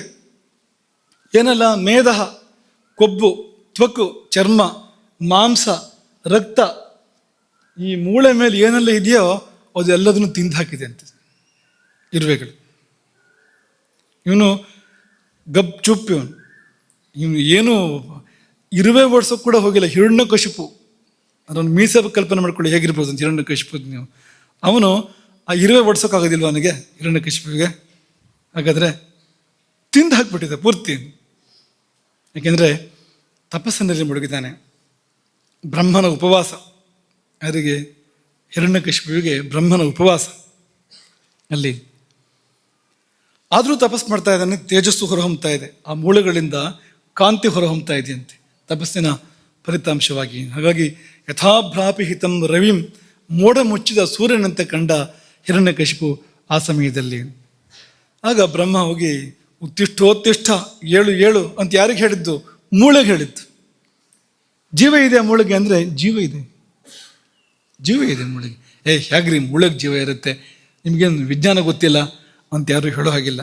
ಈ ಯುಗ ಅಲ್ಲ ಅದು, ಅದು ಕೃತಯುಗ, ಅದು ಅಸ್ಥಿಗತ ಪ್ರಾಣ ಎನ್ನುವ ಯುಗ ಅದು. ಮೂಳೆ ಇರೋವರೆಗೂ ಜೀವ ಇರುತ್ತೆ. ಈಗ ಅನ್ನಗತ ಪ್ರಾಣ ಅಂತ ಅಥವಾ ಶ್ವಾಸಗತ ಪ್ರಾಣ ಅಂಥ ಕಾಲ ಬಂದಿದೆ. ಉಸಿರಿರೋವರೆಗೂ ಬದುಕು, ಅನ್ನ ಇರೋವರೆಗೂ ಬದುಕು ಅನ್ನೋ ಕಾಲ ಬಂದುಬಿಟ್ಟಿದೆ ಈಗ. ಆದರೆ ಆಗ ಹಾಗಲ್ಲ, ಅಸ್ಥಿಗತ ಪ್ರಾಣ ಅಂತಾಗಿದ್ದರಿಂದ ಜೀವ ಹಿಡ್ಕೊಂಡಿದ್ದಾನೆ ಇನ್ನೂ ಕೂಡ ಅಂತ ಮೂಳೆಗಳಲ್ಲಿ. 7 ತಪಸ್ಸಿದ್ಧನಾದ ನೀನು, ವರ ಕೊಡಲು ಬಂದೆ ನಾನು, ಕೇಳು ಬೇಕಾದ ವರವನ್ನು ಅಂತೆಲ್ಲ ಹೇಳಿದವನು ಬ್ರಹ್ಮನ ಪ್ರಶಂಸೆಯ ಮಾತುಗಳನ್ನು ಕೇಳಿ ಅದ್ರಾಕ್ಷಮಹಂ ಏತಂತೆ ಹೃತ್ಸಾರಂ ಮಹದದ್ಭುತಂ, ನಾನೊಂದು ಅದ್ಭುತವನ್ನು ನೋಡ್ತಾ ಇದ್ದೇನೆ ಅಂತ ಬ್ರಹ್ಮ ಹೇಳೋದು. ಬ್ರಹ್ಮನ ಆಯುಷ್ಯಲ್ಲಿ ಬ್ರಹ್ಮ ಏನೆಲ್ಲ ನೋಡಿರ್ಬೋದು, ಮಹದದ್ಭುತಂ ಅಂತ ಬ್ರಹ್ಮ ಹೇಳ್ತಾನೆ ಅಂತ. ಏನಪ್ಪ ಮಹದದ್ಭುತಂ ಅಂದರೆ ದಂಶ ಭಕ್ಷಿತ ದೇಹಸ್ಯ, ದಂಶ ಅಂದರೆ ಕಚ್ಚಿ ತಿನ್ನುವಂಥ ಇರುವೆ ಮೊದಲಾದ ಕ್ರಿಮಿಕೀಟಗಳು ದೇಹವನ್ನು ತಿಂದು ಮುಗಿಸಿವೆ. ಪ್ರಾಣ ಹ್ಯಸ್ಥಿಷು ಶೀರತೆ, ಪ್ರಾಣಗಳು ಇನ್ನೂ ಕೂಡ ಎಲಿಬಿನಲ್ಲಿ ಉಳ್ಕೊಂಡಿದ್ದಾವೆ. ಯಾರು ಮಾಡಿಲ್ಲ ಈ ಥರ ಇಲ್ಲಿವರೆಗೂ. ನೈತತ್ ಪೂರ್ವರ್ಷಿಯಶ್ಚಕ್ರುಹು, ಪೂರ್ವರ್ಷಿಗಳು ಯಾರು ಇಂಥ ತಪಸ್ಸನ್ನು ಮಾಡಿಲ್ಲ, ಬ್ರಹ್ಮದೇವ ಹೇಳಿದ್ದು. ನಕರಿಷ್ಯಂತೆ ಚಾಪರೆ, ಮುಂದೆ ಯಾರು ಮಾಡೋದು ಇಲ್ಲ. ಏನಪ್ಪ ಅಂದರೆ 100 ದಿವ್ಯ ವರ್ಷಗಳ ಕಾಲ ನೀರು ಕುಡಿಲಿಲ್ಲ. ನಿರಂಬುಹು ಧಾರಯೇತ್ ಪ್ರಾಣ ಕೋವೈ ದಿವ್ಯ ಸಮಾಶತಂ, 100 ದಿವ್ಯ ವರ್ಷಗಳ ಕಾಲ ನೀರಿಲ್ಲದೆ ಪ್ರಾಣಗಳನ್ನು ಹಿಡ್ಕೊಳ್ಳೋಕೆ ಯಾರಿಗೆ ಸಾಧ್ಯ? ಅಂದರೆ ವೈಕುಂಠದ ದ್ವಾರಪಾಲಕನಿಗೆ ಮಾತ್ರ ಸಾಧ್ಯ, ಮತ್ತಾರಿಗೂ ಸಾಧ್ಯ ಇಲ್ಲ. ವಿಷ್ಣು ಪಾರ್ಶ್ವವರ್ತಿಗೆ, ವಿಷ್ಣು ಸಹಚರನಿಗೆ ಮಾತ್ರ ಸಾಧ್ಯ ಅದು. ಅಲ್ಲಿದೆ ಚೈತನ್ಯ ಅದಕ್ಕೆ ಬೇಕಾಗಿರುವಂಥದ್ದು. ಮತ್ತೆ ಮರಳಿ ಹೋಗಬೇಕು ವೈಕುಂಠಕ್ಕೆ ಎನ್ನುವ ಜೀವದ ವಾಂಛೆ ಇದೆಯಲ್ಲ, ದೇವರನ್ನು ಕರೆಸ್ಕೊಳ್ಬೇಕು ಇಲ್ಲಿಗೆ, ಅದು ಆ ಪ್ರಾಣಗಳನ್ನು ಹಿಡಿದಿಟ್ಟಿದೆ. ಹಾಗಾಗಿ ನಿನ್ನ ಈ ತಪಸ್ಸಿನಿಂದ ಮೆಚ್ಚಿದೆ, ಇದು ನಿನಗೆ ಆಶೀರ್ವಾದ ಮಾಡ್ತಾನೆ ಎಂಬುದಾಗಿ ಹೇಳಿ ಇರುಬೆತ್ತಿಂದ ಆ ದೇಹದ ಮೇಲೆ, ಆ ಮೂಳೆ ಮೇಲೆ ಆ ಸಂಭಾಷಣೆ ನೀವು ಕಲ್ಪನೆ ಮಾಡ್ಕೊಳ್ಳಿ. ಬ್ರಹ್ಮದೇವ, ಚತುರ್ಮುಖ ಬ್ರಹ್ಮ ಮತ್ತು ಅಸ್ಥಿಪಂಜರ ಮಾತಾಡೋದು, ಅದನ್ನು ಕಲ್ಪನೆ ಮಾಡ್ಕೊಳ್ಳಿ ನೀವು ಹೇಗಿರ್ಬೋದು ಅಂತ. ಅಸ್ಥಿಪಂಜರದ ಮೇಲೆ ತನ್ನ ಕಮಂಡಲಿನ ಜಲವನ್ನು ಪ್ರೋಕ್ಷಿಸಿದಂತೆ ಬ್ರಹ್ಮ. ಆಗ ಮತ್ತೆ ಹಿರಣ್ಯಕಶಿಪು ಪೂರ್ಣಾಂಗನಾಗಿ ಎದ್ದು ಬಂದ, ನವಯುವಕನಾಗಿ ಪೂರ್ಣಾಂಗನಾಗಿ ವಜ್ರಶರೀರಿಯಾಗಿ ಎದ್ದು ಬಂದ. ಹಿರಣ್ಯಕಶಿಪು ಅಂದರೆ ಕೆಟ್ಟ ರಾಕ್ಷಸ ಅಂತ ಅಷ್ಟೇ ಭಾವಿಸಬೇಡಿ, ಒಳಗಿರತಕ್ಕಂಥ ಚೇತನ ಯಾವುದು ಎಂಬುದನ್ನು ನಾವು ಆಲೋಚನೆ ಮಾಡಬೇಕು. ದೇವರನ್ನು ಕರೆಸುವಂಥ ಯೋಗ್ಯತೆ, 3 ಬಾರಿ ದೇವರನ್ನು ಭೂಮಿಗೆ ಕರೆಸೋ ಯೋಗ್ಯತೆಯನ್ನು ನಾವು ಯೋಚನೆ ಮಾಡಬೇಕು. ಅಷ್ಟು ಸುಲಭದ್ದಲ್ಲ ಅದು. ಕೆಲವು ಸಾರಿ ಏನು ಅಂದರೆ, ಈಗ ದೇಹದ ಒಳಗಿನ ಕೆಡುಕು ಹೊರಗೆ ಬರಬೇಕು ಅಂದರೆ ಅಲ್ಲಿ ದೇಹದಲ್ಲಿ ವ್ರಣ ಆಗುತ್ತೆ. ಕೆಲವು ಸತಿ ಕ್ಯೂ ಆಗಿ ಹೊರಗಡೆ ಬರಬೇಕಾದ್ರೆ ಒಂದೇನೋ ಏರ್ಪಡುತ್ತೆ ನೋಡಿ, ಹುಣ್ಣು.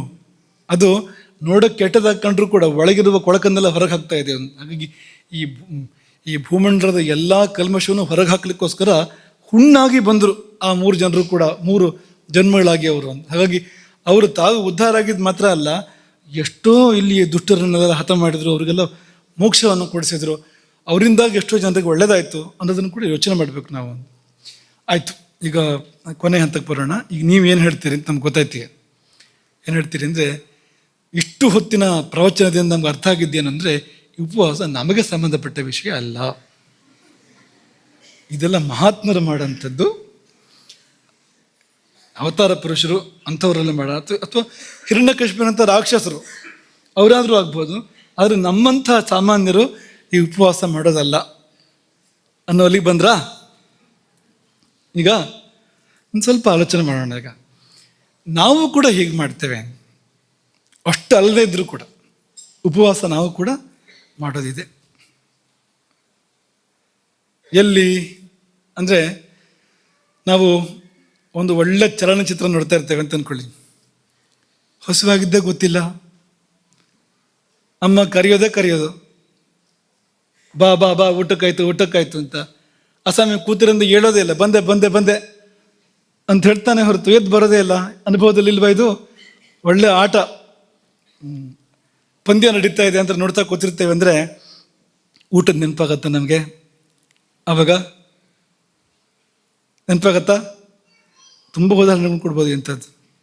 ಅಂದರೆ ನಾವು ನಮ್ಮ ಬದುಕಿನಲ್ಲಿಯೇ ಎಷ್ಟೋ ಬಾರಿ ಊಟವನ್ನು ಮರೀತೇವೆ, ನಮ್ಗೆ ಹಸುವು ಆಗೋದಿಲ್ಲ, ಗೊತ್ತೂ ಆಗೋದಿಲ್ಲ. ಊಟದ ಸಮಯ ಮೀರಿ ಎಷ್ಟೋ ಹೊತ್ತಾಗಿರುತ್ತೆ, ಆ ಪ್ರಜ್ಞೆ ಇರೋದಿಲ್ಲ. ಅಂಥದ್ದಿಲ್ವಾ ಜೀವನದಲ್ಲಿ? ಇದೆಯೋ ಇಲ್ವಾ?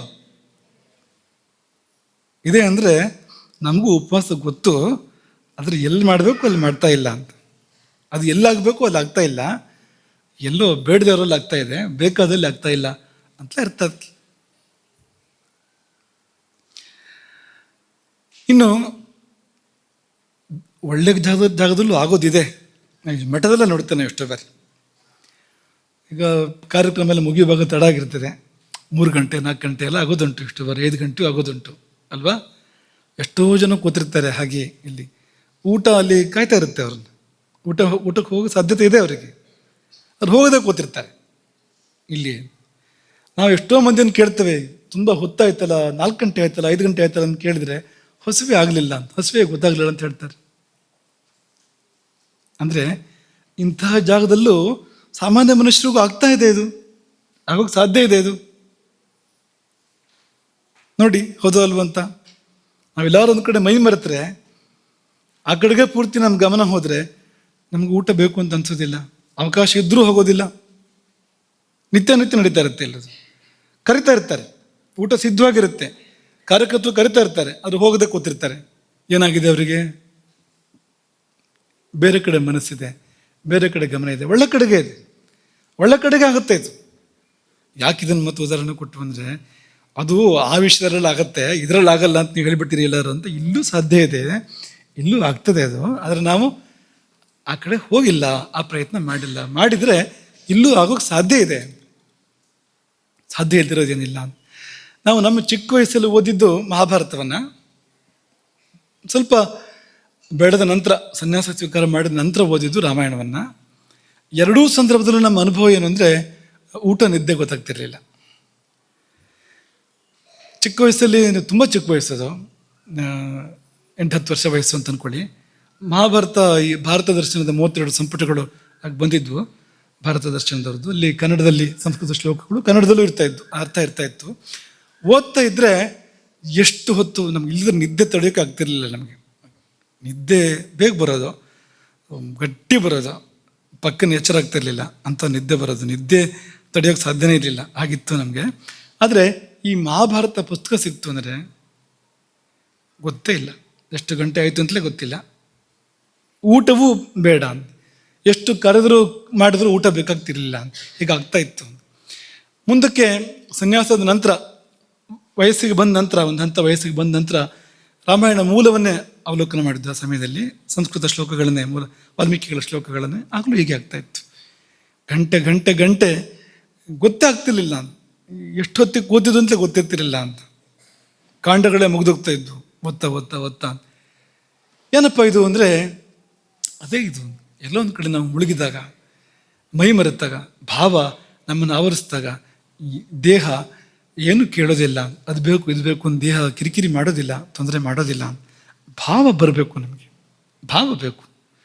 ಹಸಿವು ಆಯಿತು ಅಂದರೆ ಅದಿಲ್ಲ ಅಂತ ಅರ್ಥ. ಅದಕ್ಕೆ ಆಗ ಮೈ ಮರೆತಿಲ್ಲ ನೀನು, ಮೈ ಮರೆತಿಲ್ಲ. ಮೈ ಮರೆತರೆ ಹಸಿವಾಗೋದಿಲ್ಲಿಂದ, ಯಾಕಂದ್ರೆ ಮೈ ಮರೆತಿದೆಯಲ್ಲ. ಹಸಿವು ಅನ್ನೋದು ಮೈಗೆ ಸಂಬಂಧಪಟ್ಟಿರ್ತಕ್ಕಂಥ ವಿಷಯ ಅದು. ಹಾಗಾಗಿ ಮೈ ಮರೆಯೋದನ್ನು ನಾವು ಅಭ್ಯಾಸ ಮಾಡಬೇಕು, ಅಪೇಕ್ಷೆ ಪಡಬೇಕು. ಮೈ ಮರೆಯೋದನ್ನು ಒಂದು ದಾರಿ ಅದು, ಒಂದು ನಿರಾಹಾರಕ್ಕಿರ್ತಕ್ಕಂಥ ಒಂದು ದಾರಿ ಅದು, ಉಪವಾಸ ಅಂದರೆ ಈ ರೀತಿಯ ಭಾವ ಎನ್ನುವಂಥದ್ದು. ಇವತ್ತು ಏಕಾದಶಿಯಲ್ಲಿ ಆಹಾರವನ್ನು ತುಂಬ ನಿಷೇಧ ಮಾಡಿದ್ದಾರೆ. ಇಲ್ಲಿವರೆಗೆ ಹೇಳಿದ್ದಾರೆ ಅಂದರೆ, ಆಹಾರದ ಬಗ್ಗೆ 3 ಲೋಕದ ಪಾಪಗಳೆಲ್ಲವೂ ಕೂಡ ಆಹಾರದಲ್ಲಿ ಬಂದು ಸೇರ್ಕೊಂಡಿರ್ತಂತೆ ಆ ಸಮಯದಲ್ಲಿ. ಏಕಾದಶಿ ದಿನ ಯಾನಿ ಕಾನಚ ಪಾಪಾನಿ ಬ್ರಹ್ಮಹತ್ಯಾ ಸಮಾನಿಚ ಅನ್ನಮಾಶ್ಯತೆ ತಿಷ್ಟಂತಿ ಸಂಪ್ರಾಪ್ತೆ ಹರಿವಾಸರೆ. ಹರಿವಾಸರ ಬಂತು ಅಂದರೆ ಎಲ್ಲ ಪಾಪಗಳು ಅಲ್ಲಿ ಬಂದು ಠಿಕಾಣಿ ಹೊಡಿರ್ತೇವೆ, ಅನ್ನದಲ್ಲಿ ಬಂದು ಠಿಕಾಣಿ ಹೊಡಿರ್ತೇವೆ, ತಿಂದರೆ ಬಂದ್ಬಿಡ್ತೇವೆ ನಮಗೆ ಸೀದಾ ಅಂತ ಅನ್ನೋಷ್ಟು ಮಟ್ಟಿಗೆ ಹೇಳಿದ್ದಾರೆ. ಹಾಗಾಗಿ ಅದು ಒಳ್ಳೆಯದಲ್ಲ. ಹಾಗಾದರೆ ಹೇಗೆ ಮಾಡಬೇಕು? ಉಪವಾಸ ಕಷ್ಟಪಡಬೇಕಂದ್ರೆ ಕಷ್ಟನೂ ಪಡಬಾರ್ದು. ಹರಿಯ ಧ್ಯಾನದಲ್ಲಿ ಮುಳುಗಬೇಕು, ಹರಿಕಥೆ ಹರಿ ಕೀರ್ತನೆಗಳು ನಡಿಬೇಕು, ಹಾಡಬೇಕು, ಹರಿಯ ಕುರಿತು ಹಾಡಬೇಕು. ಹಾಡಿದವನು ಏನಾಗ್ತಾನೆ ಅಂದರೆ ಎಷ್ಟು ಸ್ವರಗಳನ್ನು ಪ್ರಯೋಗ ಮಾಡ್ತಾನೋ ಅಷ್ಟು ವತ್ಸರಗಳ ಕಾಲ ಅವನು ಉತ್ತಮ ಲೋಕಗಳಲ್ಲಿ ವಾಸ ಮಾಡ್ತಾನೆ ಅಂತ ಶಾಸ್ತ್ರಗಳು ಹೇಳ್ತವೆ ಅಂತ. ಎಷ್ಟು ಸ್ವರಗಳು ಅಂದರೆ ಎಷ್ಟು ಸ್ವರ ಬರುತ್ತೆ? ಸರಿಗಮ ಪದನಿ ಹಾಡ್ತಾ ಹಾಡ್ತಾ 7 ಅಂತ ಹೇಳಬೇಡಿ, 7 ಎಷ್ಟು ಸಾರಿ ಬರುತ್ತೆ ಅಂತ. ಅಷ್ಟು ಕಾಲ ಅವನಿಗೆ ಉತ್ತಮ ಲೋಕಗಳಲ್ಲಿ ವಾಸ, ವೈಕುಂಠದಲ್ಲಿ ವಾಸ ಎಂಬುದಾಗಿ ಬಲ್ಲವರು ಹೇಳ್ತಾರೆ. ಕಥಾಂಚ ವಾಸುದೇವಸ್ಯ ಗೀತಕಂ ವಾಪಿಕಾರಿಯೇ ಧ್ಯಾಯನ್ ಪಠನ್ ಸ್ತುವನ್ ದೇವಂ ಪ್ರೇರೆಯೇದ್ ರಜನೀಂ ಬುಧಃ. ರಾತ್ರಿ ಎಚ್ಚರ ಇರಬೇಕು, ಏಕಾದಶಿ ಜಾಗರಣ ಅಂತ. ರಾತ್ರಿ ಇದನ್ನೇ ಮಾಡಬೇಕು. ಆಗ ಸರ್ವಸಂಗಂ ಸಂತ್ಯಜ್ಯ ಮಮಲೋಕಾಯ ಗಚ್ಚತಿ. ನನ್ನಲ್ಲಿಗೆ ಬರ್ತಾನೆ ಅವನು, ಎಲ್ಲವನ್ನೂ ಕಳ್ಕೊಂಡು ಎಲ್ಲವನ್ನು ಬಿಟ್ಟು ನನ್ನಲ್ಲಿಗೆ ಬರ್ತಾನೆ ಅವನು ಎಂಬುದಾಗಿ ಅದನ್ನು ಏಕಾದಶಿಯ ಮಹಿಮೆಯನ್ನು ವರ್ಣನೆ ಮಾಡಿದ್ದಾರೆ ಅಂತ. ಹಾಗಾಗಿ ಅಂತಂಥ ಫಲ ಇದೆಯಂತೆ. ಅದಕ್ಕೆ ನೋಡಿ,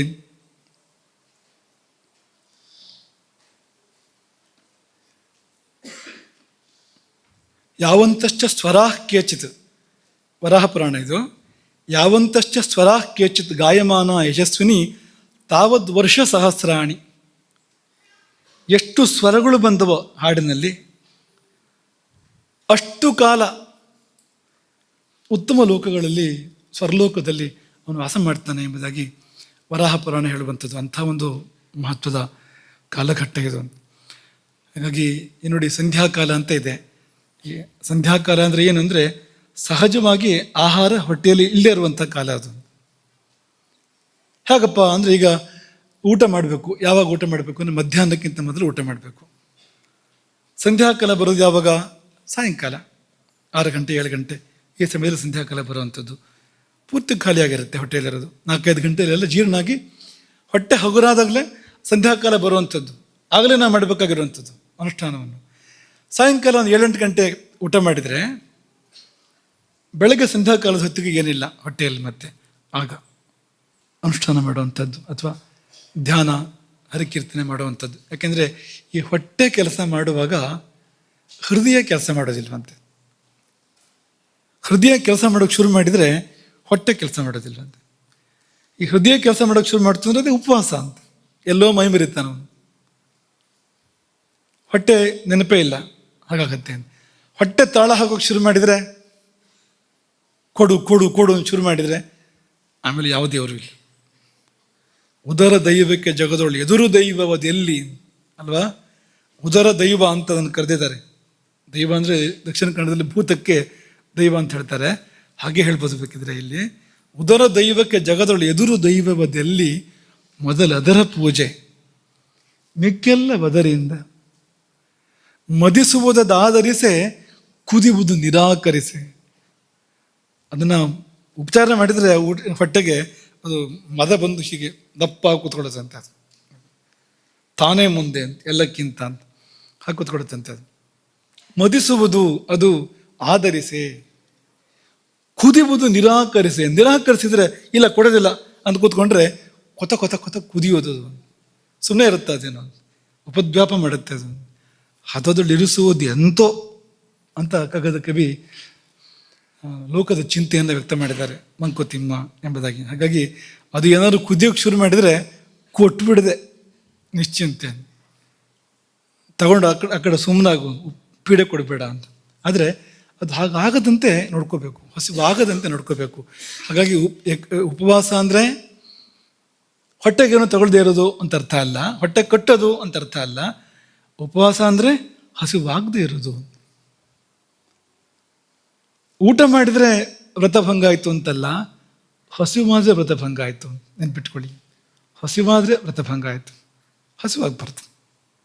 ಆಗ ಉಪವಾಸದ ಪೂರ್ಣ ಫಲ ಬರುವಂಥದ್ದು. ಇಲ್ಲದೇ ಇದ್ದರೆ ಉಪವಾಸದ ಫಲ ಬರೋದಲ್ಲ, ಅದ್ರ ಬದಲಿಗೆ ಇದೆಲ್ಲ ಈ ವೈದ್ಯರ ಶಬ್ದಗಳು, ಗ್ಯಾಸ್ಟ್ರಿಕ್ಕು, ಅಲ್ಸರು ಎಲ್ಲ ಇದೆಯಲ್ಲ, ಹೊಟ್ಟೆ ಪ್ರಕ್ಷುಬ್ಧ ಆದಾಗ, ಪ್ರಕುಪಿತ ಆದಾಗ ಬರುವಂಥದ್ದೆಲ್ಲ ಬರುತ್ತೆ. ಒಂದೊಂದೇ ಆ ಎಲ್ಲ ಅಗ್ನಿಕೋಪ ಪ್ರತಾಪದ ಸಮಸ್ಯೆಗಳೆಲ್ಲ ಬರುತ್ತೆ ಅಂತ. ಆದರೆ ಮೈ ಮರೆತಾಗ ಅದು ಯಾವುದೂ ಬರೋದಿಲ್ಲ, ಯಾಕೆಂದರೆ ಅಗ್ನಿ ಎದ್ದಿಲ್ಲ ಅಂತ, ಅಗ್ನಿ ಶಾಂತವಾಗಿದೆ. ಆದರೆ ಸುಮ್ಮನೆ ಕೂತಿದೆ ಅಂತ ಅರ್ಥ ಅಲ್ಲ, ಅದಕ್ಕೆ ದೋಷಗಳನ್ನು ಉಣ್ತಾ ಇರುತ್ತೆ. ಯಾಕೆಂದರೆ ಏನು ಬೇಕಲ್ಲ ವ್ಯವಸ್ಥೆಗೆ, ಅದಕ್ಕೆ ಹೊರಗಿಂದ ಏನೋ ಸಿಗದೇ ಇದ್ದಾಗ ಒಳಗಿರೋದನ್ನೇ ದೋಷಗಳನ್ನು ಅದು ಸುಡ್ತಾ ಇರುತ್ತೆ, ಅದರಿಂದಲೇ ಬೇಕಾದನ್ನು ಪಡ್ಕೊಳ್ತಾ ಇರುತ್ತೆ ಅದು. ಹಾಗಾಗಿ ಶುದ್ಧ ಆಗ್ತಾ ಇರ್ತಾ ನಾವು ಉಪವಾಸದ ಸಮಯದಲ್ಲಿ. ಇದು ಉಪವಾಸದ ಒಂದು ಪ್ರಕ್ರಮ ಪೀಠಿಕೆ ಅಂತ ತಗೊಳ್ಳಿ. ಹಾಗಾಗಿ ಅನ್ನಬ್ರಹ್ಮ ಚಾತುರ್ಮಾಸ್ಯದ ಅಂಗವಾಗಿ ಅನ್ನಂ ಬ್ರಹ್ಮ ಪ್ರವಚನ ಸರಣಿಯ ಅಂಗವಾಗಿ ಉಪವಾಸದ ಬಗ್ಗೆನೂ ಒಂದು ಪ್ರವಚನ. ಅನ್ನಂ ಬ್ರಹ್ಮದಲ್ಲಿ ಉಪವಾಸ ಕೂಡ ಇದೆಯಾ ಅಂದರೆ, ಹೌದಪ್ಪ, ಇದ್ದೂ ಉಪಕಾರ ಮಾಡ್ತಾರೆ, ಇಲ್ಲದೇನೂ ಉಪಕಾರ ಮಾಡ್ತಾರೆ ಅಂತ ಅವ್ರು ಇರ್ತಾರೆ ಪ್ರಪಂಚದಲ್ಲಿ ಅಲ್ವಾ. ಆನೆ ಇದ್ದರೂ 1000, ಸತ್ತರೂ 1000 ಅಂತ ಹೇಳ್ತಾರಲ್ವಾ. ಇದ್ದರೂ 1000, ಹೋದರೂ 1000 ಅಂತ ಅವ್ರು ಇರ್ತಾರೆ ಪ್ರಪಂಚದಲ್ಲಿ. ಈ ಘಟೋತ್ಕಚ ಕೇಳಿದಿರಲ್ಲ ನೀವು? ಘಟೋತ್ಕಚ ಭೀಮನ ಮಗ, ರಾಕ್ಷಸ ಅವನು ಅಂತ. ಅವನು ಬದುಕಿದ್ದಾಗ ಎಷ್ಟೋ ಕೌರವ ಸೈನ್ಯವನ್ನು ಧ್ವಂಸ ಮಾಡ್ತಾನೆ ಯುದ್ಧ ಮಾಡಿ. ಅವನು ಸಾಯೋ ಸಂದರ್ಭ ಬಂದ್ಬಿಡುತ್ತೆ, ಅವನ ಎದೆಗೆ ಕರ್ಣನ ಶಕ್ತಿಯಾಯುಧ ಪ್ರವೇಶ ಮಾಡಿ ಸಾಯೋ ಸಂದರ್ಭ ಬಂದ್ಬಿಡುತ್ತೆ. ಅವನಿಗೆ ಗೊತ್ತಾಗುತ್ತೆ ಈಗ ಸಾಯ್ತಾನೆ ನಾನು ಅಂತ. ಆಗೇನು ಮಾಡ್ತಾನೆ ಅವನು ಅಂದರೆ, ಬೃಹದಾಕಾರವಾಗಿ ಬೆಳೀತಾನೆ, ಸಾಯೋವರೆಗೂ ಬೆಳೀತಾನೆ. ಎಷ್ಟು ಬೆಳಿಬಹುದೋ ಅಷ್ಟು ಬೆಳೆದು ಬೀಳುವಾಗ ಕೌರವ ಸೈನ್ಯದ ಮೇಲೆ ಬಿದ್ದ. ಇಂಥ ರಾಕ್ಷಸನಾದರೂ ಕೂಡ ಅವನ ಬುದ್ಧಿ ಮನಸ್ಸು ಎಂಥದ್ದು ನೋಡಿ. ತಾನು ಸತ್ತು ಕೂಡ ಪಾಂಡವರು ಸೇವೆ ಮಾಡ್ತಾನೆ ಅನ್ನೋ ಮನಸ್ಸು ನೋಡಿ ಒಂದು ಹೇಗಿದೆ ಅಂತ. ಹಾಗಾಗಿ ಸಾಯುವಾಗಲೂ ಕೂಡ ಪರ್ವತಾಕಾರವಾಗಿ ಬೆಳೆದು ಕೌರವರ ಮೇಲೆ ಬಿದ್ದು ಅವ್ರ ಕಾಲ್ಭಾಗ ಸೈನ್ಯವನ್ನು ಧ್ವಂಸ ಮಾಡ್ತಾನೆ. ಕೌರವರದ್ದು ಕಾಲ್ಭಾಗ ಸೈನ್ಯ ಧ್ವಂಸ ಆಯಿತು. ಉಳಿದ ಅಷ್ಟೊತ್ತಿಗೆ ಸುಮಾರು ಯುದ್ಧ ಮುಂದುವರೆದ ಸಂದರ್ಭ ಅದು. ಉಳಿದ ಸೈನ್ಯದಲ್ಲಿ ಕಾಲ್ಭಾಗವೇ ಧ್ವಂಸ ಆಯಿತು, ಕೇವಲ ತನ್ನ ದೇಹದಿಂದ ಮಾಡಿದ. ಹಾಗೆ ಇದ್ದೂ ಉಪಕಾರ ಮತ್ತು ಇಲ್ಲದೇನೋ ಉಪಕಾರ ಅಂತ ಅನ್ನೋಂಥದ್ದು ಇರ್ತದೆ ಪ್ರಪಂಚದಲ್ಲಿ. ಅನ್ನವೂ ಕೂಡ ಹಾಗೆ. ಅನ್ನ ಇದ್ದಾಗಲೂ ಕೂಡ ತುಂಬ ಉಪಕಾರಗಳನ್ನು ಮಾಡ್ತದೆ, ತಾನಿಲ್ಲದೆಯೂ ಅದಕ್ಕಿಂತ ಹೆಚ್ಚಿನ ಉಪಕಾರವನ್ನು ಅನ್ನ ಮಾಡೋದುಂಟು. ಹಾಗಾಗಿ ಅಲ್ಲೂ ಕೂಡ ಅನ್ನಂ ಬ್ರಹ್ಮ ಅಂತ ಕೈ ಮುಗಿಯದೆ, ನೀನು ಬಾರದೆಯೂ ಇಂಥದ್ದೊಂದು ನನಗೆ ಅನುಕೂಲ ಮಾಡಿದೆ, ಒಳ್ಳೇದು ಮಾಡಿದೆ ಅಂತ ನಾವು ಆ ಅನ್ನಬ್ರಹ್ಮವನ್ನು ಸ್ಮರಣೆ ಮಾಡಿಕೊಳ್ಳದೆ ಇದನ್ನು ಮುಂದುವರಿಸಿ ಇನ್ನು ಹೇಗೆ ಹಸಿವಾಗದೇ ಇರೋಕ್ಕೆ ಸಾಧ್ಯ ಅನ್ನೋದನ್ನು ನೋಡೋಣ. ನೀವು ಆಲೋಚನೆ ಮಾಡಿರಿ ನಾಳೆ ಹೊತ್ತಿಗೆ. ಒಂದು ತಾನಾಗಿ ಭಾವದಲ್ಲಿ ಮೈ ಮರೆತಾಗ ಹಸಿವಾಗದೇ ಇರೋವಂಥದ್ದು, ಇನ್ನೊಂದು ಹಾಗಾಗಿಲ್ಲ ಅಂತ ಅಂದ್ಕೊಳ್ಳಿ, ಆಗಲೂ ಹಸಿವಾಗದೇ ಇರೋ ಮಾಡ್ಕೊಳ್ಳೋಕೆ ಸಾಧ್ಯ ಇದೆ, ಆಗಲೂ ಕೂಡ. ಗೊತ್ತಾಯ್ತು ದಶಮಿ ಸಾಯಂಕಾಲ ದಪ್ಪದ್ದೇನಾದ್ರು ತಿಂದ್ರಾಯ್ತು, ಅದು ಸುಲಭಕ್ಕೆ ಜೀರ್ಣ ಆಗಬಾರ್ದು, ಅಂಥದ್ದನ್ನ ಕೊರಟು ಒಂದು ತಿಂದ್ಬಿಡೋದು, ಎಣ್ಣೆ ಜಡ್ಡು ಅಂದರೆ ಹಾಗೆಲ್ಲ ಇಲ್ಲ. ದಶಮಿಯಿಂದಲೇ ಪ್ರಾರಂಭ. ಏಕಾದಶಿ ಆಚರಣೆ ದಶಮ್ಯಾಂ ನಿಯತಾಹಾರ, ದಶಮಿಗೆ ಆಹಾರ ಕಡಿಮೆ ಮಾಡಬೇಕಾಗತ್ತೆ ಅವನು, ಅಲ್ಲಿಂದಲೇ ಪ್ರಾರಂಭ ಆಗುತ್ತೆ. ಹಾಗಾಗಿ ಹಾಗೆಲ್ಲ ಮಾಡೋದಲ್ಲ, ಬೇರೆ ದಾರಿ ಇದೆ. ಈ ರೀತಿಯ ಭಾವದಿಂದ ಮೇಮರಿಯೋ ಸಂದರ್ಭ ಇಲ್ಲದೇ ಇದ್ರೂ ಕೂಡ ನಾವು ಆಹಾರ ನಿಯಂತ್ರಣ ಮಾಡ್ಬೋದು, ಹಸಿವಾಗದಂತೆ ಇರ್ಬೋದು. ಅದೇನು ಅಂತ ನೀವು ಆಲೋಚನೆ ಮಾಡಿ. ನಾವು ಆಲೋಚನೆ ಮಾಡಿದೆ, ನಮಗೆ ಸಿಕ್ಕಿದೆ, ಅದನ್ನು ನಾಳೆ ಅದನ್ನು ನಿಮ್ಮ ಜೊತೆಗೆ ನಾವು ಹಂಚ್ಕೊಡ್ತೇವೆ. ಹರೇ ರಾಮ್. ಗೋಕರ್ಣ ಮಂಡಲಾಧೀಶ್ವರ ಶ್ರೀಮಜ್ಜಗದ್ಗುರು ಶಂಕರಾಚಾರ್ಯ ಶ್ರೀ ರಾಘವೇಶ್ವರ ಭಾರತೀ ಸ್ವಾಮಿ ಮಹಾರಾಜ್ ಕಿ